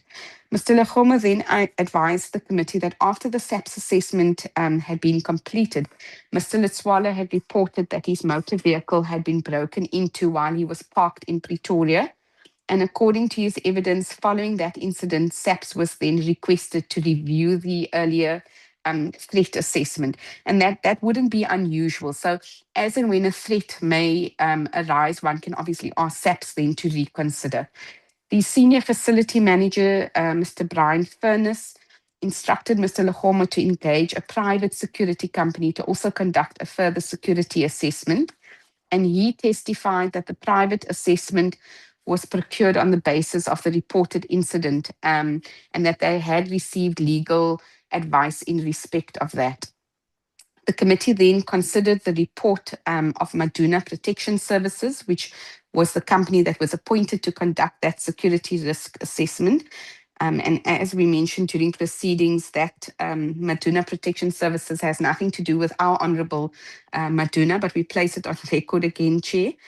And the report was furnished to the committee by the RAF, records that they issued a request for proposal on 11 June 2020, and they then appointed Maduna Protection on 15 June. So you can see an extremely short time frame. And then on 17 June, so within a week, they are appointed and they've already conducted the assessment. The report identified several security vulnerabilities relating to Mr. Letswalo's office, his residence, as well as his travel arrangements. And it made various recommendations, including improvements to the security of the office and residence. So that would have been physical improvements, the appointment of a trained close protection officer, the use of a security trained driver, as well as upgrades to the official vehicle, including armoring and run flat tires. And the report concluded that Mr. Letswalo faced security risks arising from the identified vulnerabilities, media reports, and decisions taken during his previous and current employment, and recommended that close protection measures be implemented. When the committee probed whether it's normal practice at the RAF for a procurement of a service provider to be completed within 4 days, Mr. Lechoma asserted that it was indeed normal because most of the things that related to Mr. Letswalo were done on emergency procurement. But as I explained in the previous section, emergency procurement would obviously be a deviation from your normal processes, if indeed this is the way in which this particular procurement was done. Mr. Lechoma further testified that the recommendations contained in the Maduna Protection Services assessment were then used to prepare a business case, something that he did jointly with Mr. Ian Burrell, the Chief Human Capital Officer, and this was for the consideration of the board. And in terms of this business case, they recommended the provision of 1 driver and 2 close protectors. And he explained that the recommendation was informed by the security arrangements previously implemented for Mr. Modise, who was a former RAF CEO. According to his affidavit, the proposal made in the business case did not include provision for an armored vehicle or the cost of accommodation for protectors when traveling with the CEO. The reason for this was that the former CEO, Mr. Modise, had used his own personal vehicle. Mr. Lechoma's affidavit also indicated that the proposal was a minimum security arrangement while they awaited a further risk assessment from the SAPS based on the new threat which Mr. Letswalo had reported, i.e. that his car had been broken into. He testified that the requested SAPS review had not been concluded by the time he then gets removed from the matter. And when we do the section on the labour matters, members will then see that what happens at this time is that the security specialist is brought in. We then considered board consideration of that business case and approval of the fringe benefit. And the committee heard evidence from the former members of the board themselves regarding the approval of the fringe benefit. And Ms. Msibi testified that the RAF security policy had been reclassified as a Category B policy in October 2018, with responsibility for implementation resting with management. So I'm not sure if members will recall, but there were two categories of policies, A and B. Category A policies are policies where essentially the board is custodian, and Category B rests with management. According to her, evidence matters relating to the CEO nonetheless required the board's consideration, and for that reason, the security arrangements were placed before the board. And she further corroborated evidence that a previous RAF CEO, Mr. Modise, had also been provided with personal security. The committee then heard evidence from the RAF board that they considered and adopted the business case as was presented to them by Mr. Legomo, and they passed a resolution approving close protection services limited to a maximum amount of 480,000 per annum, and that was approved as a fringe benefit. It noted that this amount, according to Mr. Legomo's affidavit, would cover at most a minimal security detail, namely a rotational driver and 2 protection officers for travel to and from work. And Mr. Legomo's evidence was that he was instructed to procure these security services, but he was reluctant about this procurement because it was not clear whether this was a personal fringe benefit for Mr. Letswalo or an operational expense for the RAF. Because as I indicated, on the one hand, it was included as a fringe benefit in the employment contract on the basis that Mr. Letswalo would also have to pay any tax implications associated with that benefit. And then on the other hand, we have Mr. Legomo then being asked to procure it via the RAF. So that created some confusion on his side. According to Ms. Msibi, the fringe benefit was subject to an annual escalation of 10%. And she explained that once the board had approved the benefit, the responsibility for actually implementing the arrangements then reverted to management. So they didn't get involved. And it was a chief operations officer who would have to do this, as Mr. Letswalo couldn't implement his own security arrangements because it would be inappropriate for him to do so. And then according to her evidence, it was the board's view that the approved benefit continued to be implemented at the approved amount, subject to that agreed annual escalation of 10%, and that no request was ever submitted to the board during its tenure to adjust the approved amount. And Ms. Francois also corroborates that evidence, that at no time were they ever asked to increase the amount that they had approved. We then looked at the actual procurement and the manner in which the board decision was implemented. And the committee examined in particular the process that was followed by the Security Services Division to give effect to the board's approval. And Mr. Legomo testified that after the resolution had been communicated to Security Services and Mr. Burrell, it was subsequently communicated to him through the senior manager, Mr. Brian Furness. And he explained that the procurement process required them to prepare a memorandum or a business case setting out the service required and the reasons for procuring it. And he couldn't recall which executive had approved that memo, but he stated that following its approval, the security division then prepared a motivation to source, which was based on the approved memorandum. So that's the motivation that would then go to supply chain management to kickstart the process.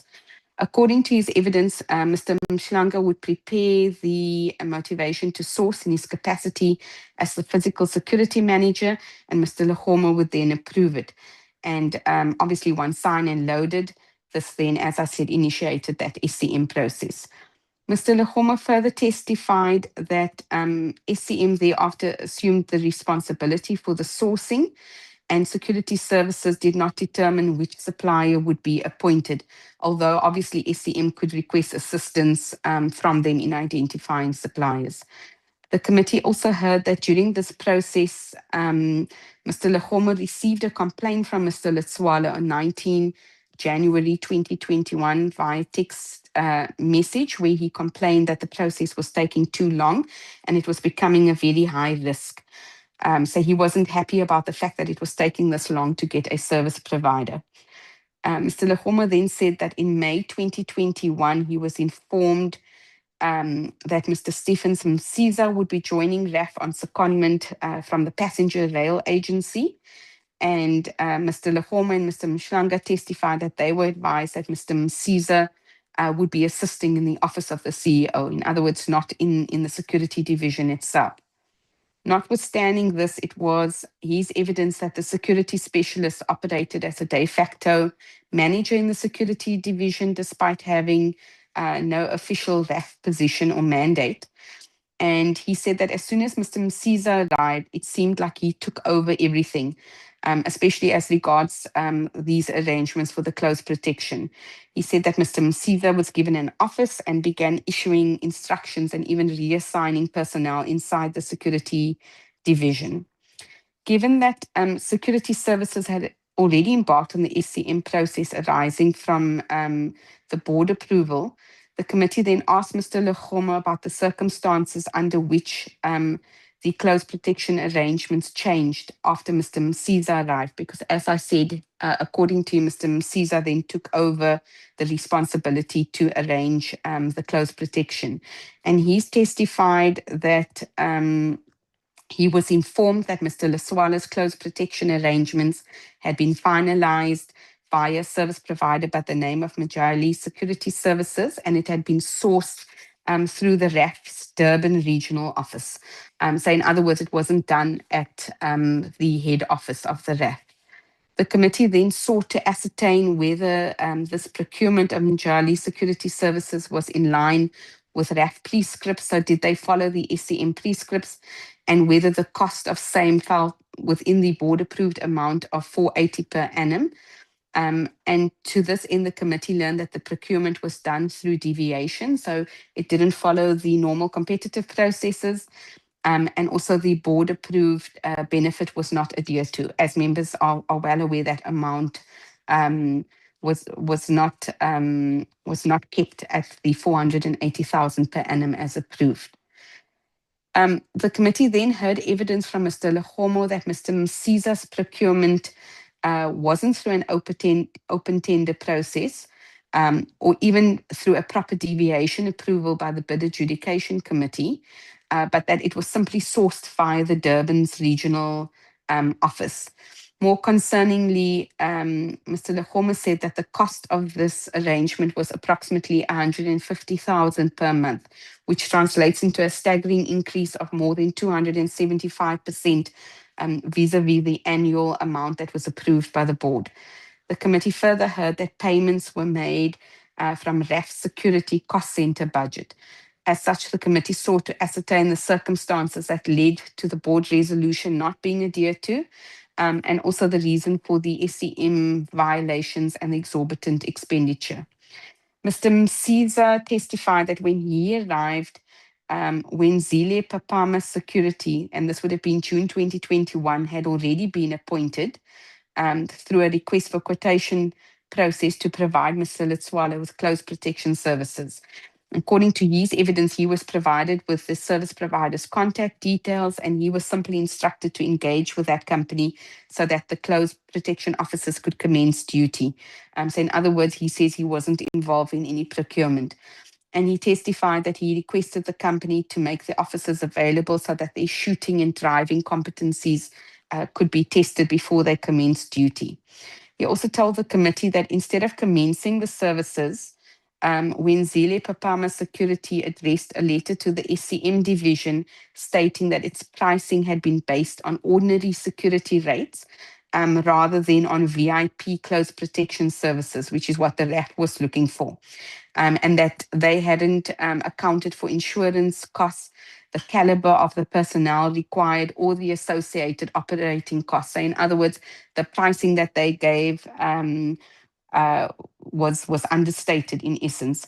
According to his evidence, the company then requested an opportunity to renegotiate its pricing, and he testified that the company then couldn't continue because the amount was capped at the 480,000. And that's when they end up then falling out.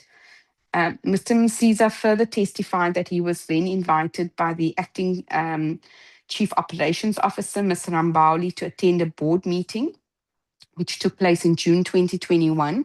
And according to his evidence, Mr. Rambauli then submitted a memo to the board requesting that this fringe benefit be reviewed because the procurement process had been unsuccessful after 5 requests for quotation processes. And the appointed service provider raised concerns regarding the pricing. And Mr. Msiza testified that he attended the meeting to explain the provisions of the RAF security policy, and that it was during this meeting only that he became aware of the fact that Mr. Letswalo's security benefit was limited to the 480,000 per annum. And it appears from the minutes of that meeting that other threats were discussed, including an alleged threatening voice note sent to the acting regional manager of the Durban office, as well as an alleged plan to poison Mr. Letswalo, a plan that's described in the minutes as eventually being scuttled. And I must just make mention of the fact that members would have seen it if they looked at any of the minutes of board meetings from the RAF, that these minutes are usually quite vague. They drafted in a peculiar manner in that the minutes don't always tell you who the person is that is saying something, or who's on the floor, as it were. There isn't much detail. So even here, it's really not clear what the details of these particular threats are, because they're not recorded in any detail in those minutes. But in any event, the minutes noted that the threats against Mr. Letswalo were also escalated due to the cancellation of the panel of attorneys, and that the cancellation was being attributed to him in his personal capacity, which was now forcing him to appoint his own bodyguards, because according to the minutes, his photo was being circulated with a message that this was the person responsible for the cancellation of the tender. So clearly, if one reads into this, the allegation is that there are attorneys unhappy with the cancellation of the panel of attorneys, and they are now threatening the security of Mr. Letswalo. But as I indicated, the minutes don't provide much context. They don't attach proof or refer to any documents that could possibly provide more information or shed more light. The committee questioned Mr. Msiza regarding his attendance at the board meeting, noting that Mr. Legomo, who was the National Security Manager, had not attended.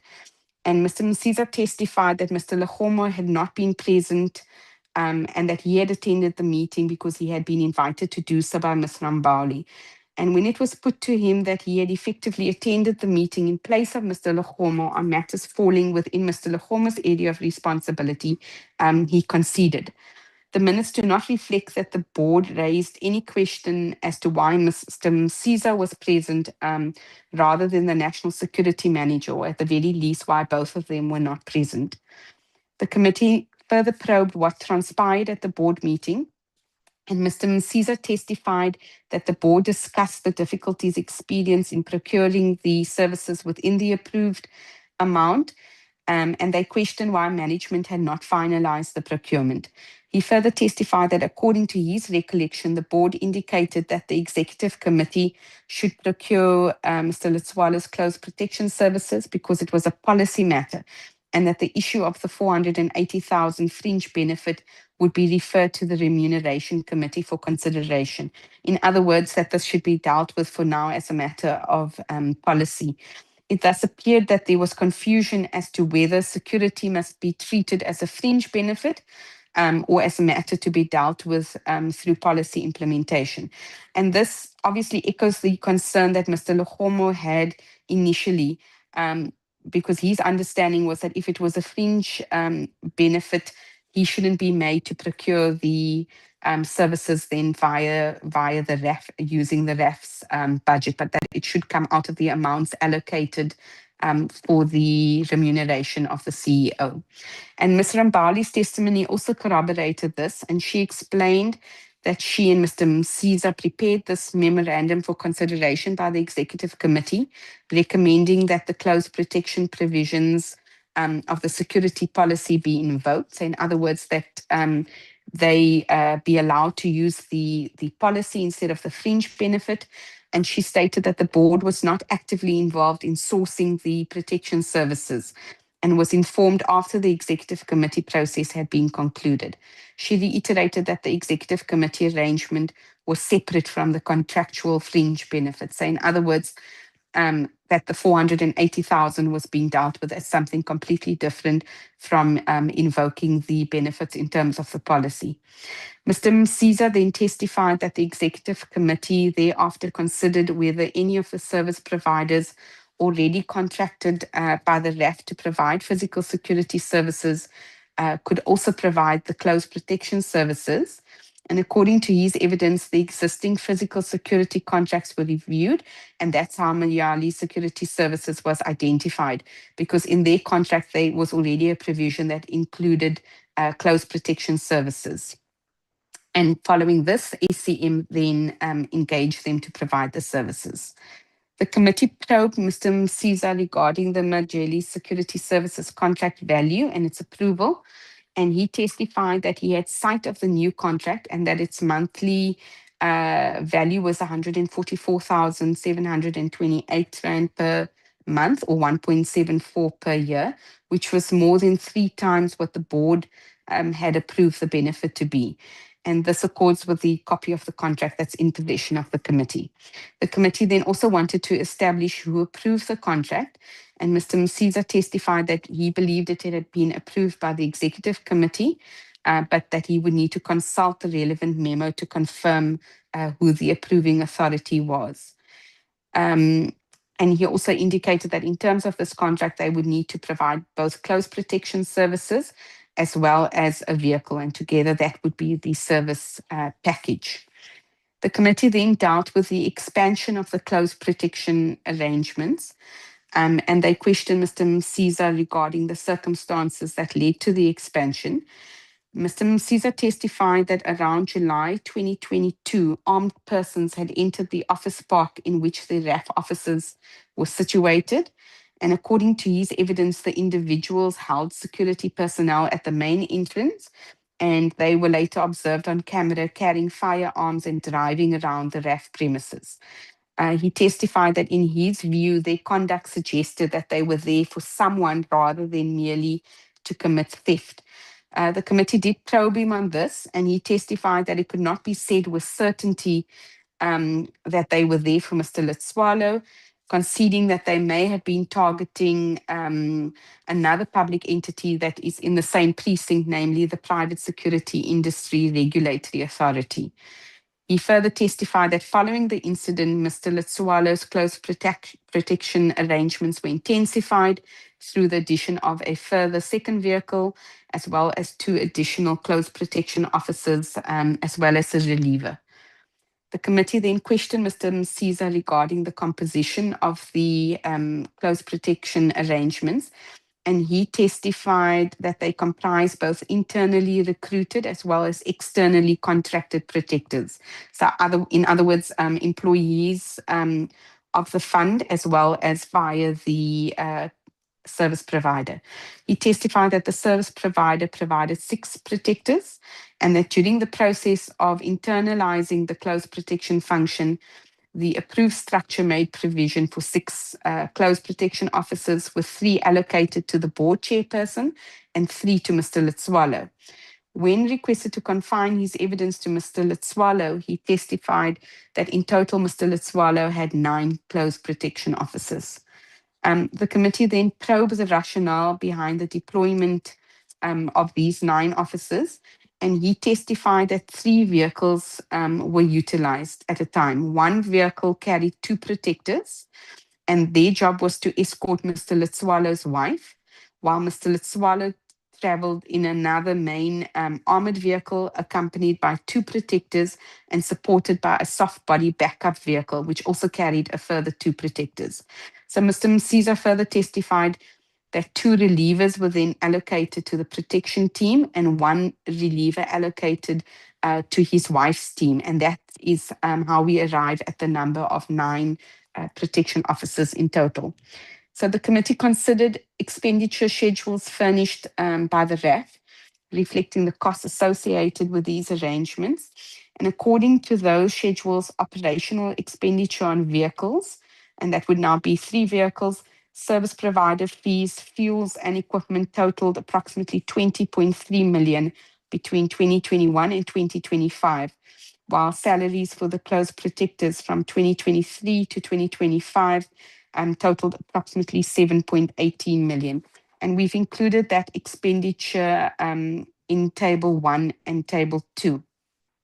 So given the exorbitant cost of 5.79 million spent on close protection vehicles, the committee questioned Mr. Msiza regarding the procurement thereafter of an armored vehicle for Mr. Letswalo. And according to his evidence, only 1 armored vehicle, being a B6 level BMW X5, had been procured.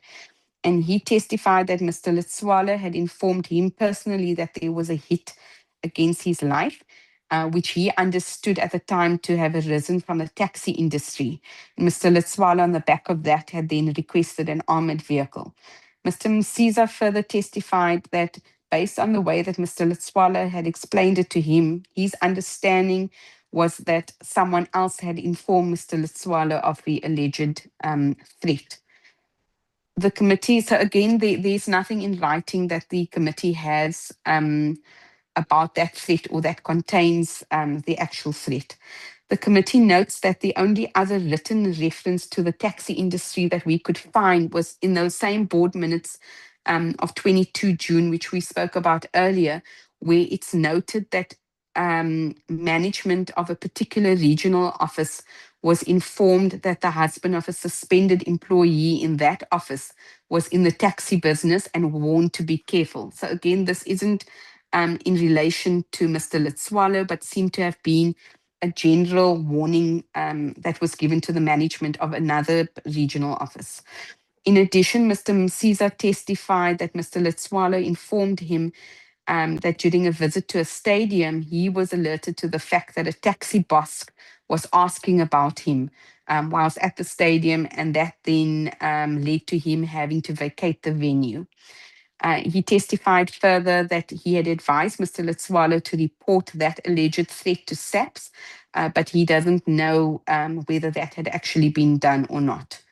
So the committee sought to make sense of the reason as to why the taxi industry may have conflict with the CEO. And Mr. Msiza was questioned on whether Mr. Letswalo was perhaps in the taxi business in order for the committee to try to understand the genesis of that threat and to establish the nexus. And he said that to his knowledge, he doesn't recall Mr. Letswalo having a taxi, and it's something that he himself has been asking himself why taxi people would want to assassinate him. And he said he can't comprehend it.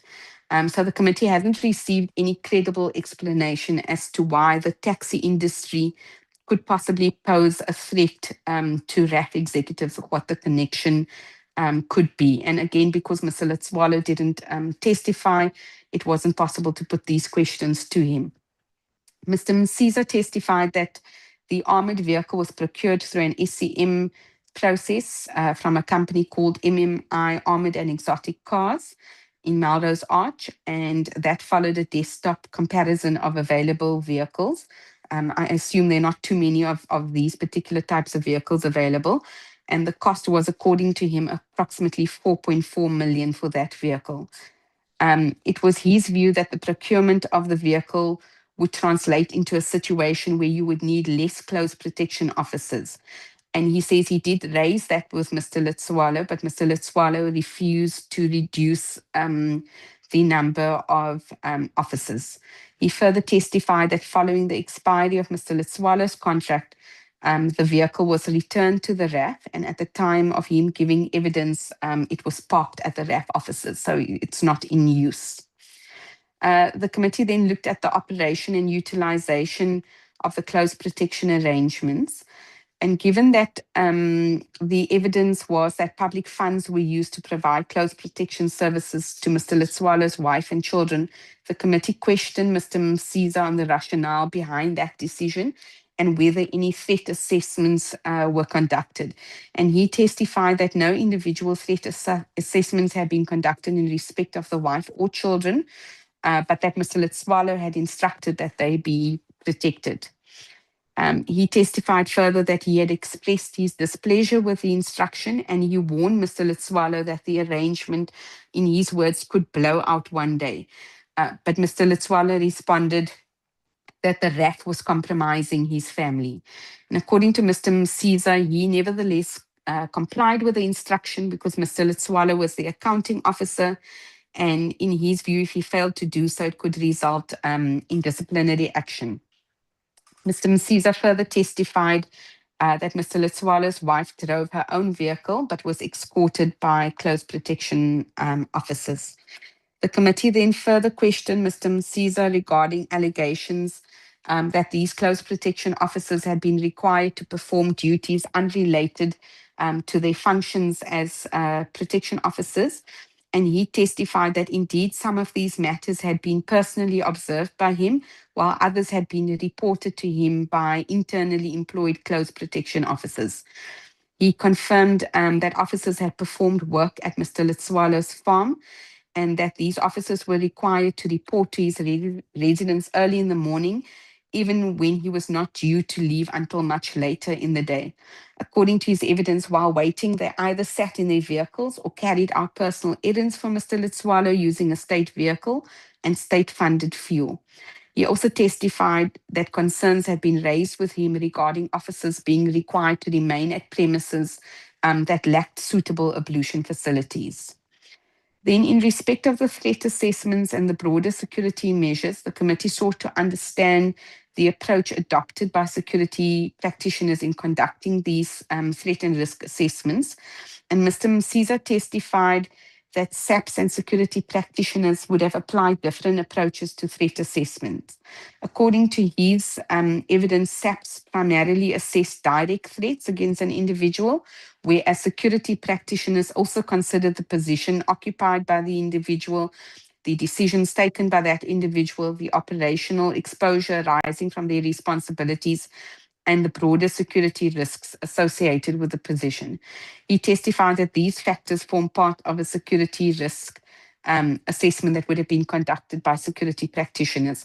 So really that their realm was bigger than what SAPS would ordinarily do. The committee further questioned Mr. Msiza on whether following the July 2022 incident, whether the RAF had undertaken a comprehensive assessment to determine which officials within the organization were at risk, rather than focusing only on Mr. Letswalo. And that was important because at the time, they did not know whether those individuals in that vehicle were there for Mr. Letswalo or any other RAF officials, or in fact even for anyone else from the other entities on that premises. And Mr. Msiza testified that the increased security measures were not limited to Mr. Letswalo. According to his evidence, the RAF also strengthened security at its own offices by engaging a physical security service provider to provide armed security personnel.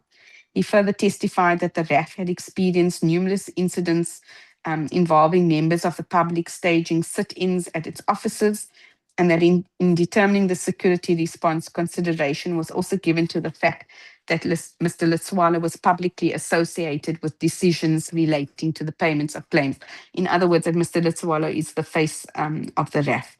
Mr. Msiza further testified that employees were encouraged to report concerns relating to their personal safety, and that following the incident, letters had been addressed to ministers and to SAPS requesting assistance, because according to his evidence, the RAF required intelligence support to better understand the nature of the threat. Again, though, there doesn't seem to have been any outcome from that, and there is no further information on what those threats actually entailed. The committee learned from Mr. Msiza's testimony that close protection services were afforded to other RAF functionaries and officials. And Mr. Msiza testified that apart from Mr. Letswalo, the former chairpersons of the board had also received close protection. He further testified that Mr. Sifutle Modiba, who's now the suspended chief investment officer, had been provided with close protection for a period of approximately 6 months. And in relation to other employees, he said that where an employee reported a threat, the security division would conduct an assessment, and if appropriate, they would implement mitigating security measures. Also, that the RAF conducted annual security assessments of their office environment in order to assess their overall security posture.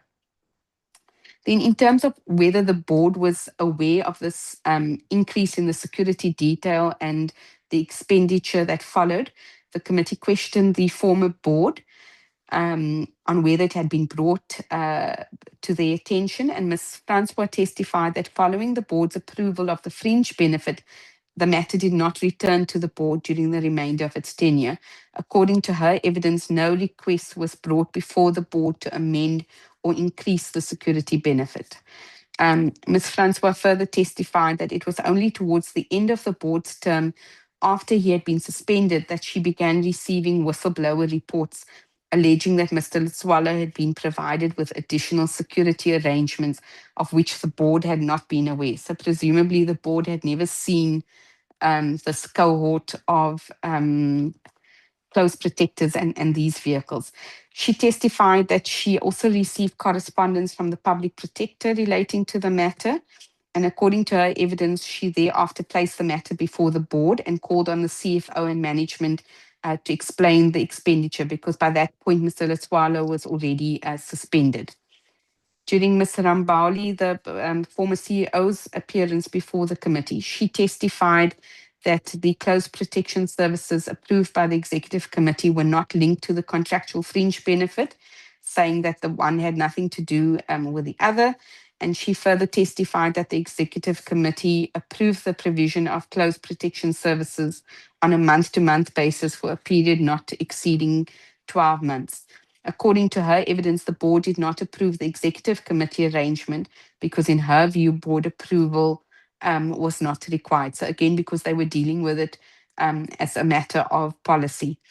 The committee heard that the board referred the matter to attorneys investigating Mr. Letswalo's suspension, requesting that it be included within the scope of that investigation. But Ms. Francois testified that the board expected to receive the outcome of the investigation, but the board was dissolved before that report was received by it. So she had no further information on that matter. Then, Chair, moving on to findings and observations. The committee finds that the former board approved the provision of personal security services as a contractual fringe benefit at a value of 480,000 per annum, subject to an annual escalation of 10%. There is no evidence before the committee that the former board subsequently approved any amendment to that contractual benefit. Management was unable to implement that board-approved security benefit. Despite repeated procurement processes, no service provider could be procured within the approved amount due to Mr. Letswalo's insistence that his life was in danger and therefore he required VIP protection. As I indicated, Mr. Legomo had said that that 480,000 would have only provided for a minimum security detail. Following the unsuccessful procurement processes, management proceeded to invoke the close protection provisions of the security policy through the executive committee, and management regarded this as a separate arrangement from the fringe benefit. The committee finds that the former board neither approved that additional expenditure incurred, notwithstanding the assertion by the board that matters relating to the CEO security required the board's consideration. And one would expect that certainly it does require the board's consideration because effectively it is the board that oversees the CEO. The committee further finds that the use of the RAF security policy to justify the additional expenditure on the back of the failed procurement processes was essentially done to purposely and surreptitiously bypass the board, as it was unlikely that the board would approve the additional expenditure required, or at least the full amount thereof. So because it was unlikely that the board would approve that, the policy then provided an outlet to do it another way. But that was obviously done without the board's knowledge. Mr. Letswalo was the subject of multiple threat and risk assessments during his tenure, and this included the initial assessment conducted by SAPS, a subsequent assessment undertaken by Maduna Protection Services, and further assessments conducted by the RAF Security Division. While those assessments may have informed the security measures implemented from time to time, they did not exempt the RAF management from complying with the board-approved fringe benefit. Board resolutions must not be circumvented. The RAF management should have gone back to the board to ask for a different decision in light of new information. While the committee accepts that some CEOs, including a CEO of the RAF, may need security protection based on a threat assessment, it notes in this case that the SAPS threat assessment said there was no threat against Mr. Letswalo at the office and his residence. The other alleged threats from the taxi industry were unsubstantiated. This should not be construed as the committee taking the view that no real threat existed, but rather concern in the manner in which these threat assessments were managed and whether the security arrangements were indeed a reflection of what would have been necessitated by such threats. Following the unsuccessful procurement processes, management irregularly utilized the existing Majeli Security Services contract to procure close protection services for Mr. Letswalo, and the committee notes the findings of the SIU that contract was affected by procurement irregularities, including the concurrent operation of overlapping contracts, the retrospective signing of the service level agreement, and contract escalations, which increased the value of the contract from 5.18 million initially to 9.6 million. The committee further notes that the SIU concluded that these irregularities contravened the Public Finance Management Act as well as Section 217 of the Constitution, which provides the principles for public procurement. And it's indicated that it intends to approach the special tribunal to have the procurement process and the subsequent appointment declared invalid. The close protection arrangements implemented for Mr. Letswalo expanded significantly beyond the arrangements originally presented to the board, and the evidence before the committee indicates that the initial recommendation contemplated one driver and 2 close protection officers. The arrangements ultimately expanded to a total complement of 9 officers together with multiple vehicles and protection for Mr. Letswalo's wife. The documentary evidence further reflects substantial expenditure incurred in implementing those arrangements, including operational expenditure of approximately 20.3 million and close protector salaries of approximately 7.18 million of public funds. The committee finds that the decision to expand Mr. Letswalo's security arrangements and the procurement of an armored vehicle were unsubstantiated and not supported by verifiable security assessments.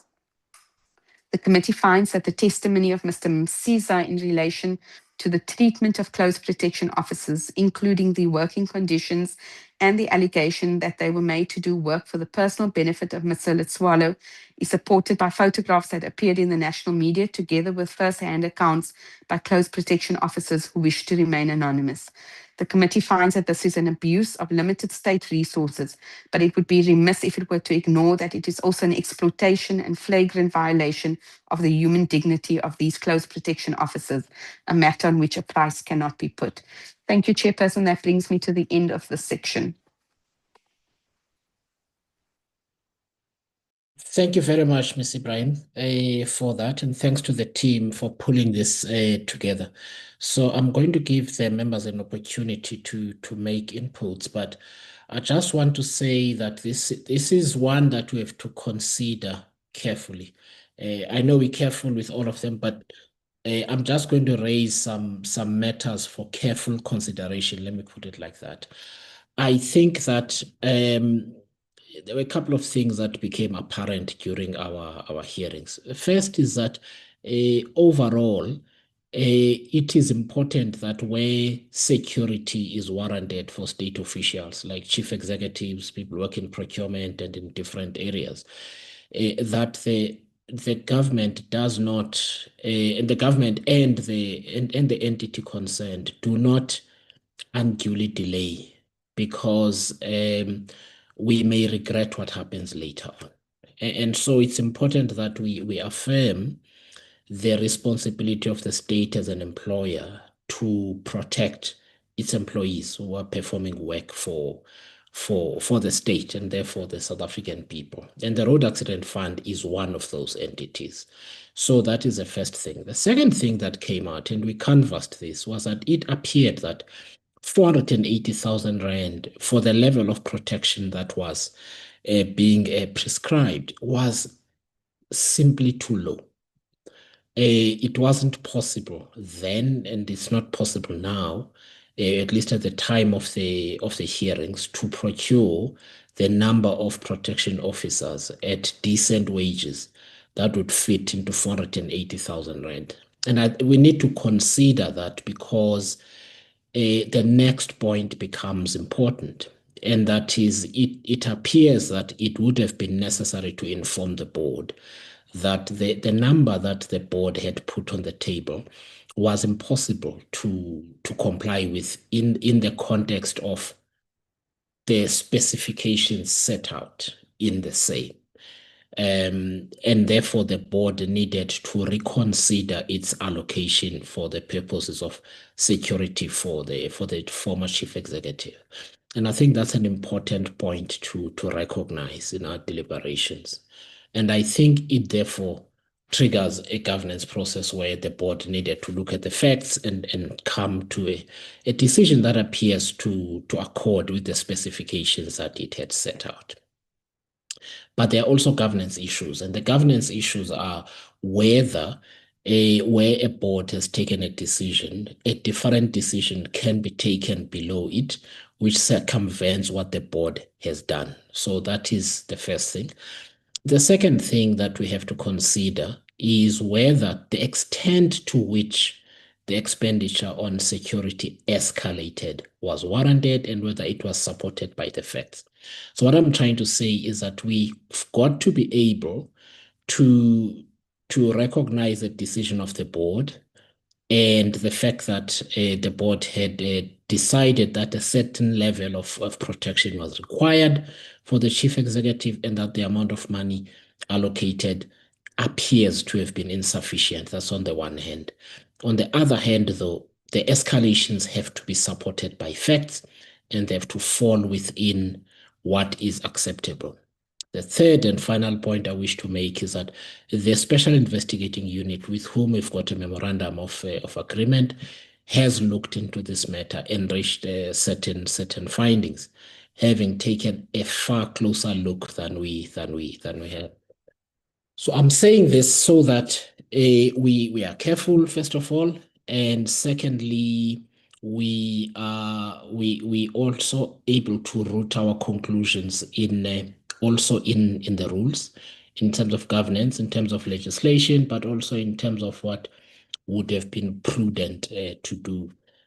While security arrangements are often seen as a perk, for some employees of the state, they're actually really necessary, as we have seen employees of the state being killed elsewhere.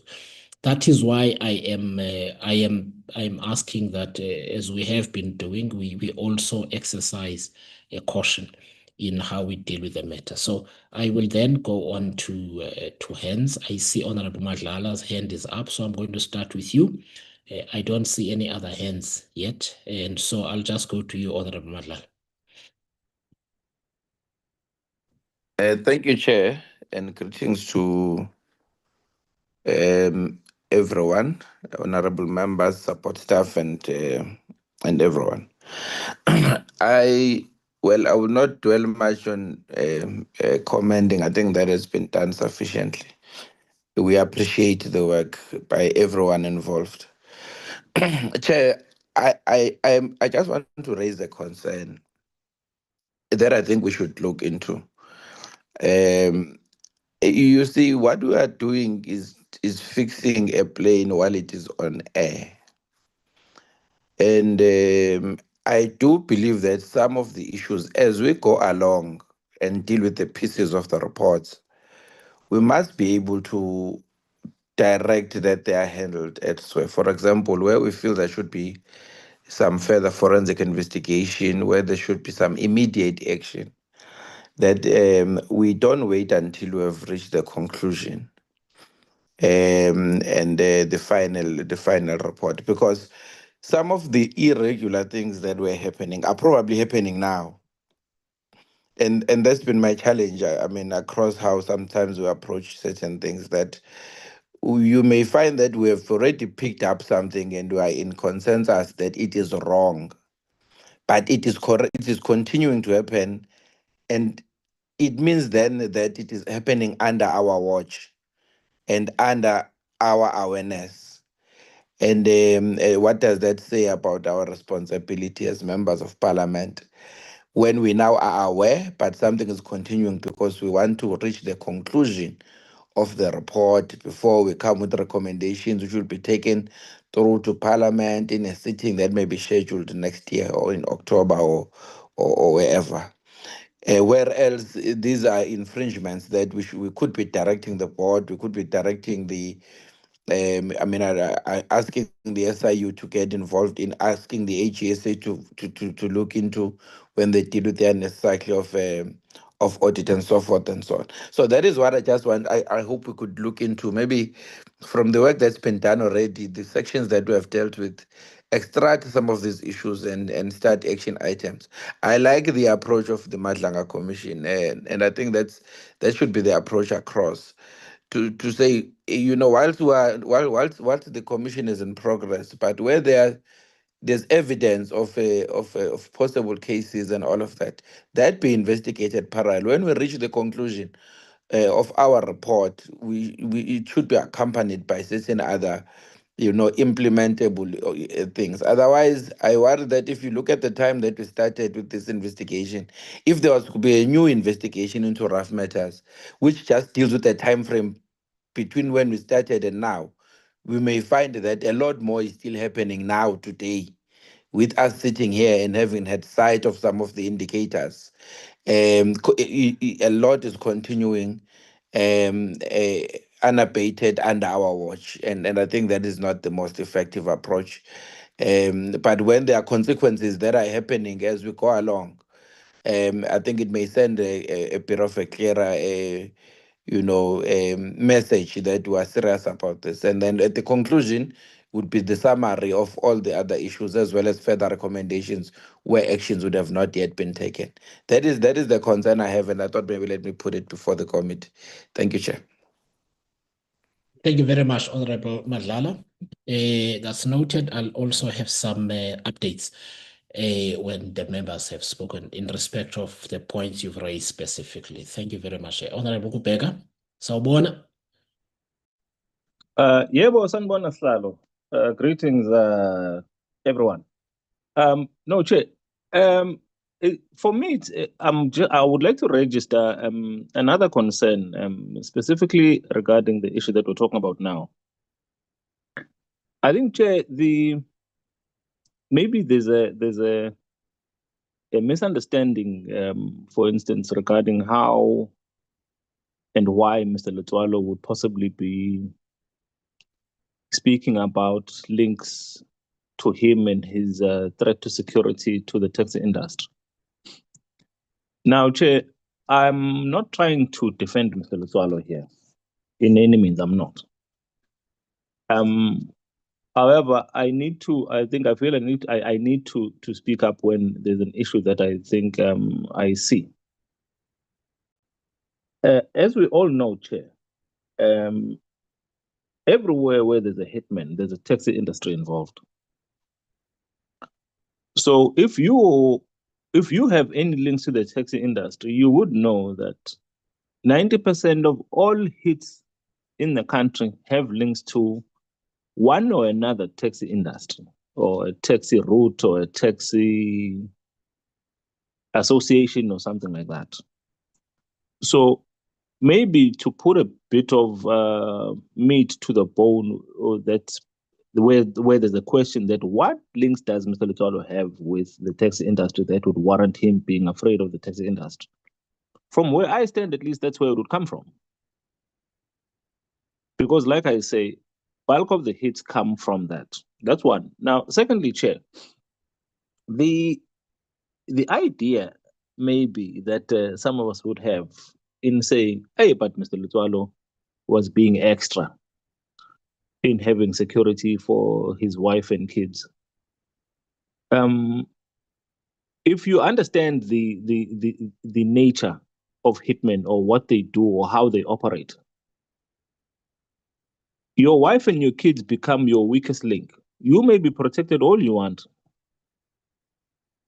but if your immediate family, your wife and your kids are not protected,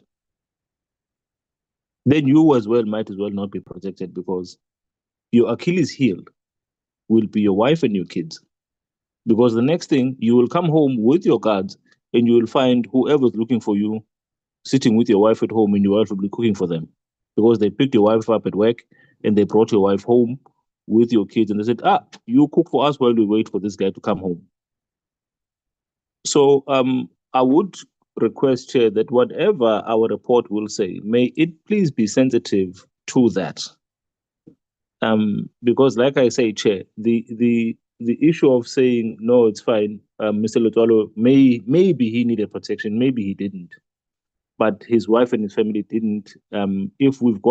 If any one of us has got that thought process or mindset, may you please be cognizant of what I've just said. With that being said, Chair, a very good report from the team, and we carry on speaking about it. Thank you, Chair.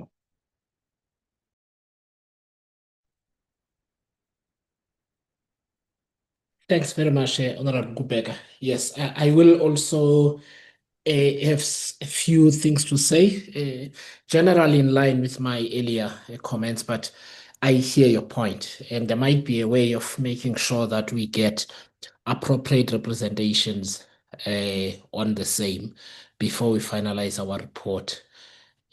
Honorable Beasley. Yeah, thank you, Chair. So it wasn't really addressed in this, and we didn't address it in the.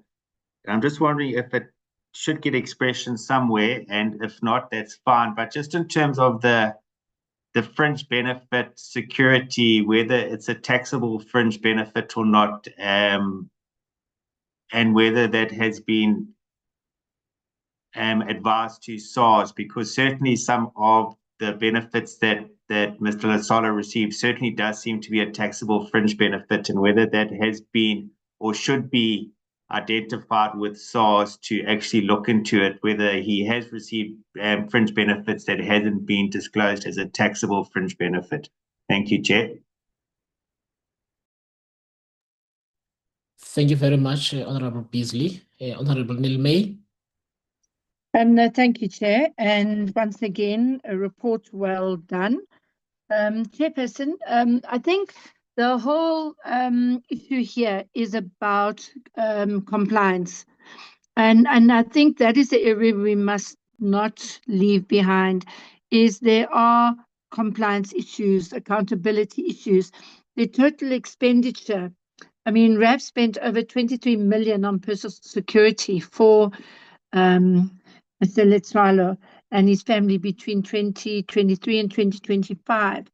I think the fringe benefit violation, we all agree on that, from what the board, and I take your points, and I think from a security aspect, that 480,000 is quite minimal for executive security, considering the amount of billions that is at the RAF. The associated travel costs over 3-year period, an additional 7 million was spent on fuel, luxury, hotel accommodation, substance and travel claims for his security team. So basically, the lack of official threat assessments. I did hear from my colleague with regards to ties to the taxi industry. and that is noted. And I think there is a valid point there, knowing from things that happened here in the Eastern Cape, and the hitmen that transperse our provinces. So I think that I'm not saying it's justification, but I think the hit justification, I'd say Mr. Letwala bypassed the findings, and claiming that a hit had been placed on him. I think I would say there were possibly the work that he was doing and the enemies he was making during that time. I could understand he must have felt very vulnerable. So I'm not saying that there isn't a case with regards to that. I think the rapid escalation and armored vehicle, the bodyguard multiplier, the 4.4 million BMW. I think those are all areas, the abuse of power and private chores. I definitely think there's a case, the domestic exploitation, personal errands, and family misuse. And I'm not talking about his wife, I'm talking about the other aspects that came up in the media, which I don't really want to mention now. So, Chair, the report in front of us is well received. The points that you have mentioned, I think we need to take note. But otherwise, I think going forward, the main area that government officials and those in power and CEOs, they need to understand that there are consequence management and that they need to comply with legislation. Thank you. Thank you very much, Honorable members. I'm just wanting to be sure. Honorable Maduna, are you calling to defend your security assessment that you did as Maduna Securities? No, Chair. No, I'm not. No, good day, Chair. Good day to the members. I must start by saying that indeed it's a very good report. It's a very good and a well-written report. But I just want to, in addition to what members saying, as much as we are sensitive to the security needs that Mr. Lutwalo would have needed, but the process in which he inquired some of those, indeed, in line with the latter speaker, it showed an abuse of power. That's one. Secondly, I think in line with what Honorable Breeze is saying, I think we must look at the issue of when he was receiving that 480 fringe benefit, and also what he would have received on top of that. That ended up being where he ended up having armored cars, multiple bodyguards, including, because we must remember that even the girlfriend was being fetched and all that. I think there was a statement like that. Those are things that I think now we were at a stage whereby we're at an abuse of power, and I think would need to look at maybe a conversation with SARS with what are the tax implications in relation to him with those fringe benefits that he would have been receiving. I think that would have been that. And then in line with what I think Honorable Madlala is correct, we must find a way of, as in when we have figured out what is happening, to deal with some of the issues. Don't wait until the end. For instance, we need to have a conversation around the issue of when they decided to take AG to court. We know by now that the decision was taken wrong. We know what happened.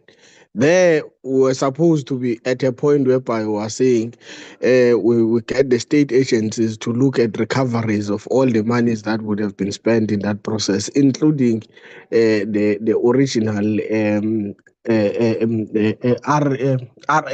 that would have been issued, but there were no benefit that has been derived from them. So I think I want to support that approach going forward. I think that's that from me, Chair. Otherwise, it's a very good formulated report. It indeed reflects what would have been the proceedings of the inquiry. Thank you, Chair. Thank you very much, Honorable Maduna. Honorable Mantenja, welcome.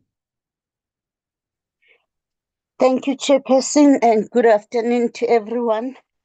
Chairperson, let me start by thanking Ms. Ibrahim for the good report. It really reflects all the areas that were touched. Chairperson, I'd like to align myself with Honorable Madlala and Maduna now to say we really need to move with our recommendations and what needs to be done, especially when you consider that Litswalo didn't even want to appear before the commission. We don't want to miss a lot of time and have nothing done. We've seen it with these entities that sometimes you find that they can't get hold of the person because the person is no longer there, the person is no longer with the entity and all those things. We have to strike while the iron is still hot. I understand that it's a very long report. We still have sessions and sessions that we have to go through it. But I really second the fact that we really have to attend to our recommendations as soon as possible. Secondly, is to say, Chairperson, the fringe benefits, my understanding is that the fringe benefit would maybe say it's so much or it's such a percentage. It can't be left open-handed and while you are getting other things on top of it. So maybe RAF also, all these boards and boards after boards, they miss the point there. You can't have fringe benefits that are not stipulated anywhere. Thank you. Thank you very much, Honorable Mantenja. So let me start at the top, and thank you very much to all the members for your comments. So let me start at the top. So Honorable Madlala, what happened during the period of inquiry is that the interim board members took turns to watch the proceedings of the committee. And when they came to our to present to us at the tail end of the inquiry, you will recall, they said that they are not waiting for the recommendations of the committee.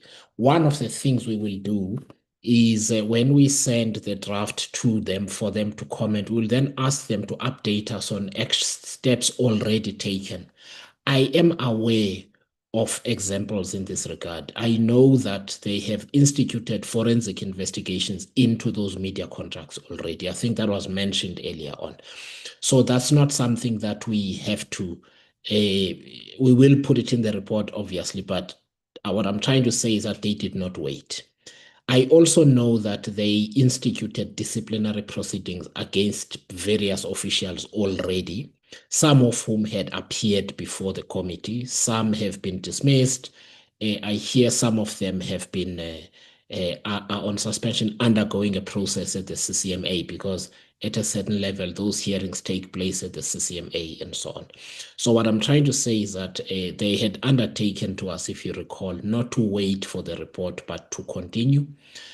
I think what your comments are still valid, though, in respect of institutions like the Special Investigating Unit and the Auditor General. And I think that perhaps part of our correspondence, and it should come during the course of August in any case, should be that those agencies and also to the board update us, but also start assessing some of these. What I am careful that we do not do is that we issue instructions where we have not formally concluded on matters. And therefore, a discussion like this is useful because members do express themselves on the conclusions reached. So the point is taken, but also to say the board is already looking into some of those matters. Now, the other party that has been that has indicated to me that they would love to have the report is the ministry, Deputy Minister Hlongwa, in respect of any legislative recommendations we may have, so that as they think about the way forward for the Road Accident Fund, they take our inputs into account. And then on the point of security, I think the committee should remember that we were deprived of the testimony of Mr. Litswalo himself, which I believe would have been very helpful. Because even though I think there was a sense of acrimony, I will give an example about how the testimony of a witness can resolve some issues which appear to be insurmountable, but when the facts are placed on the table, the committee is able to move on. For example, one of the reasons, just one, we decided to institute an inquiry is that there had been the unanswered question of where the investments are being made, because the PIC and the UIF and everybody else do declare to Parliament where public money is invested, and the Road Accident Fund had refused to do so. But when Mr. Sifutle came to the committee, he indicated where the funds are invested, and the matter was resolved in a few minutes, because they were invested with another state entity whose job it is to do exactly what it is supposed to do. And so when we don't have enough information, it becomes difficult to then suppose what would have been in the mind of the witness when they took a decision. And that's one of the areas that I think the person who would be able to explain to us, for example, how the taxi industry affected his life would have been Mr. Litswalo, nobody else. And unfortunately, Mr. Litswalo elected not to come to the committee. And that creates a difficulty for us in that we cannot suppose. But that said, I really do think that, to your point, Honorable Madlala, we do need to thread carefully. I want us to recognize where wrongdoing was done, but to also recognize where the state has obligations in respect of the safety of its employees, so that we do not make recommendations which just say, security is never warranted. But Honorable Maduna is correct. And I think Honorable Beasley had made the point that governance and process matter. They cannot be overridden. If they are, you have to seek a condonation so that it's properly recorded that certain things had to be done for this reason, and therefore we're looking for a post-event authorization for this reason, which did not happen in this case. The other comments are taken, colleagues, and they will be reflected in the final draft. Honorable Madlala, you're coming back again. Oh, Yes, Chair, briefly. oh yeah. Briefly, I wanted to just add on what you were saying and make a request maybe that we get the update parallel to this process. So like you are saying that the board is dealing with some of the issues. Let us have preview of that because they can give us an update even if they have not concluded, so that we know that amongst the sections of the report we're dealing with, these are being processed and this is what is happening. And then further extend it to the other entities that we may seek interventions from. And I'm saying this, Chair, because I fear that we don't have sight of what is happening currently at RAF as we are sitting here.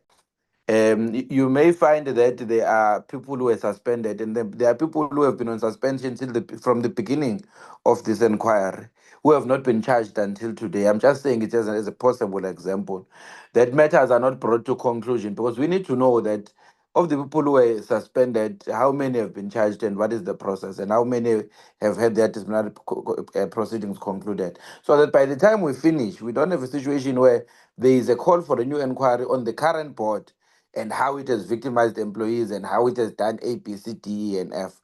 So we must have an outside-inside approach. I don't know if that's the right word, but we must be able to, while fixing the broader issues and the broader systematic and constitutional framework and all of these other issues, but play the necessary timeous oversight, so that we don't tomorrow find ourselves in an inquiry coming to be witnesses about how, whilst we're conducting an inquiry. Thank you, Chair. Thank you. That's my point, though. I think No. I don't. quarterly or something. Let's get something that tells us what's happening. Thank you. No, thank you, Honorable Madlala. And I think the two of us are not English first language speakers, but there's a certain terminology that we always understand anyway, even if it's not perfect English, you still get what the other one means. So I totally get you. So I think if we all agree, we will write a letter to the committee, not to the committee, to the Road Accident Fund this week, asking them to update us on any actions taken around some of the issues that were part of the terms of reference and that were testified about, to say where those actions are, what remedial actions have been taken, etc., etc. That's the one thing I think we ought to do. The second thing is that, which goes beyond the point that Honorable Madlala is saying, is that notwithstanding the fact that Mr. Letsoalo did not appear before the committee, we have an obligation to send him the draft anyway. And take the representations that he makes in writing into account, and therefore we will do that, so that the information that we couldn't get, hopefully we still get representations from him, and then the weight of that obviously would need to take into account the fact that he did not take questions in relating to his input, and that there might still be gaps, but that's input that we would then reflect in the report in any case. But thanks, Honorable Madlala. Your suggestion is a good one, and we shall action that with the Secretariat during the course of this week that we are in. Honorable members, I think we've come to the end of the session because I don't see any more hands. I do want to thank everyone who participated. I want to thank the team, the research team, the whole Secretariat team, as well as the legal team, Ms. Ibrahim in particular, and our colleagues from the Secretariat of the Transport Portfolio Committee, because they have been assisting us, by the way, from a legal perspective as well. So we've had the benefit of inputs from the Portfolio Committee on Transport Secretariat throughout this process. Their role might not be visible, but they've been very helpful in guiding us on matters that had been canvassed on that side, so that we are able to take them into account in the conduct of the inquiry. So, honorable members, we shall meet tomorrow at the same time, also on Zoom. Thank you very much. We can adjourn. Thank you. Thank you. Thank you. Thank you, Chair.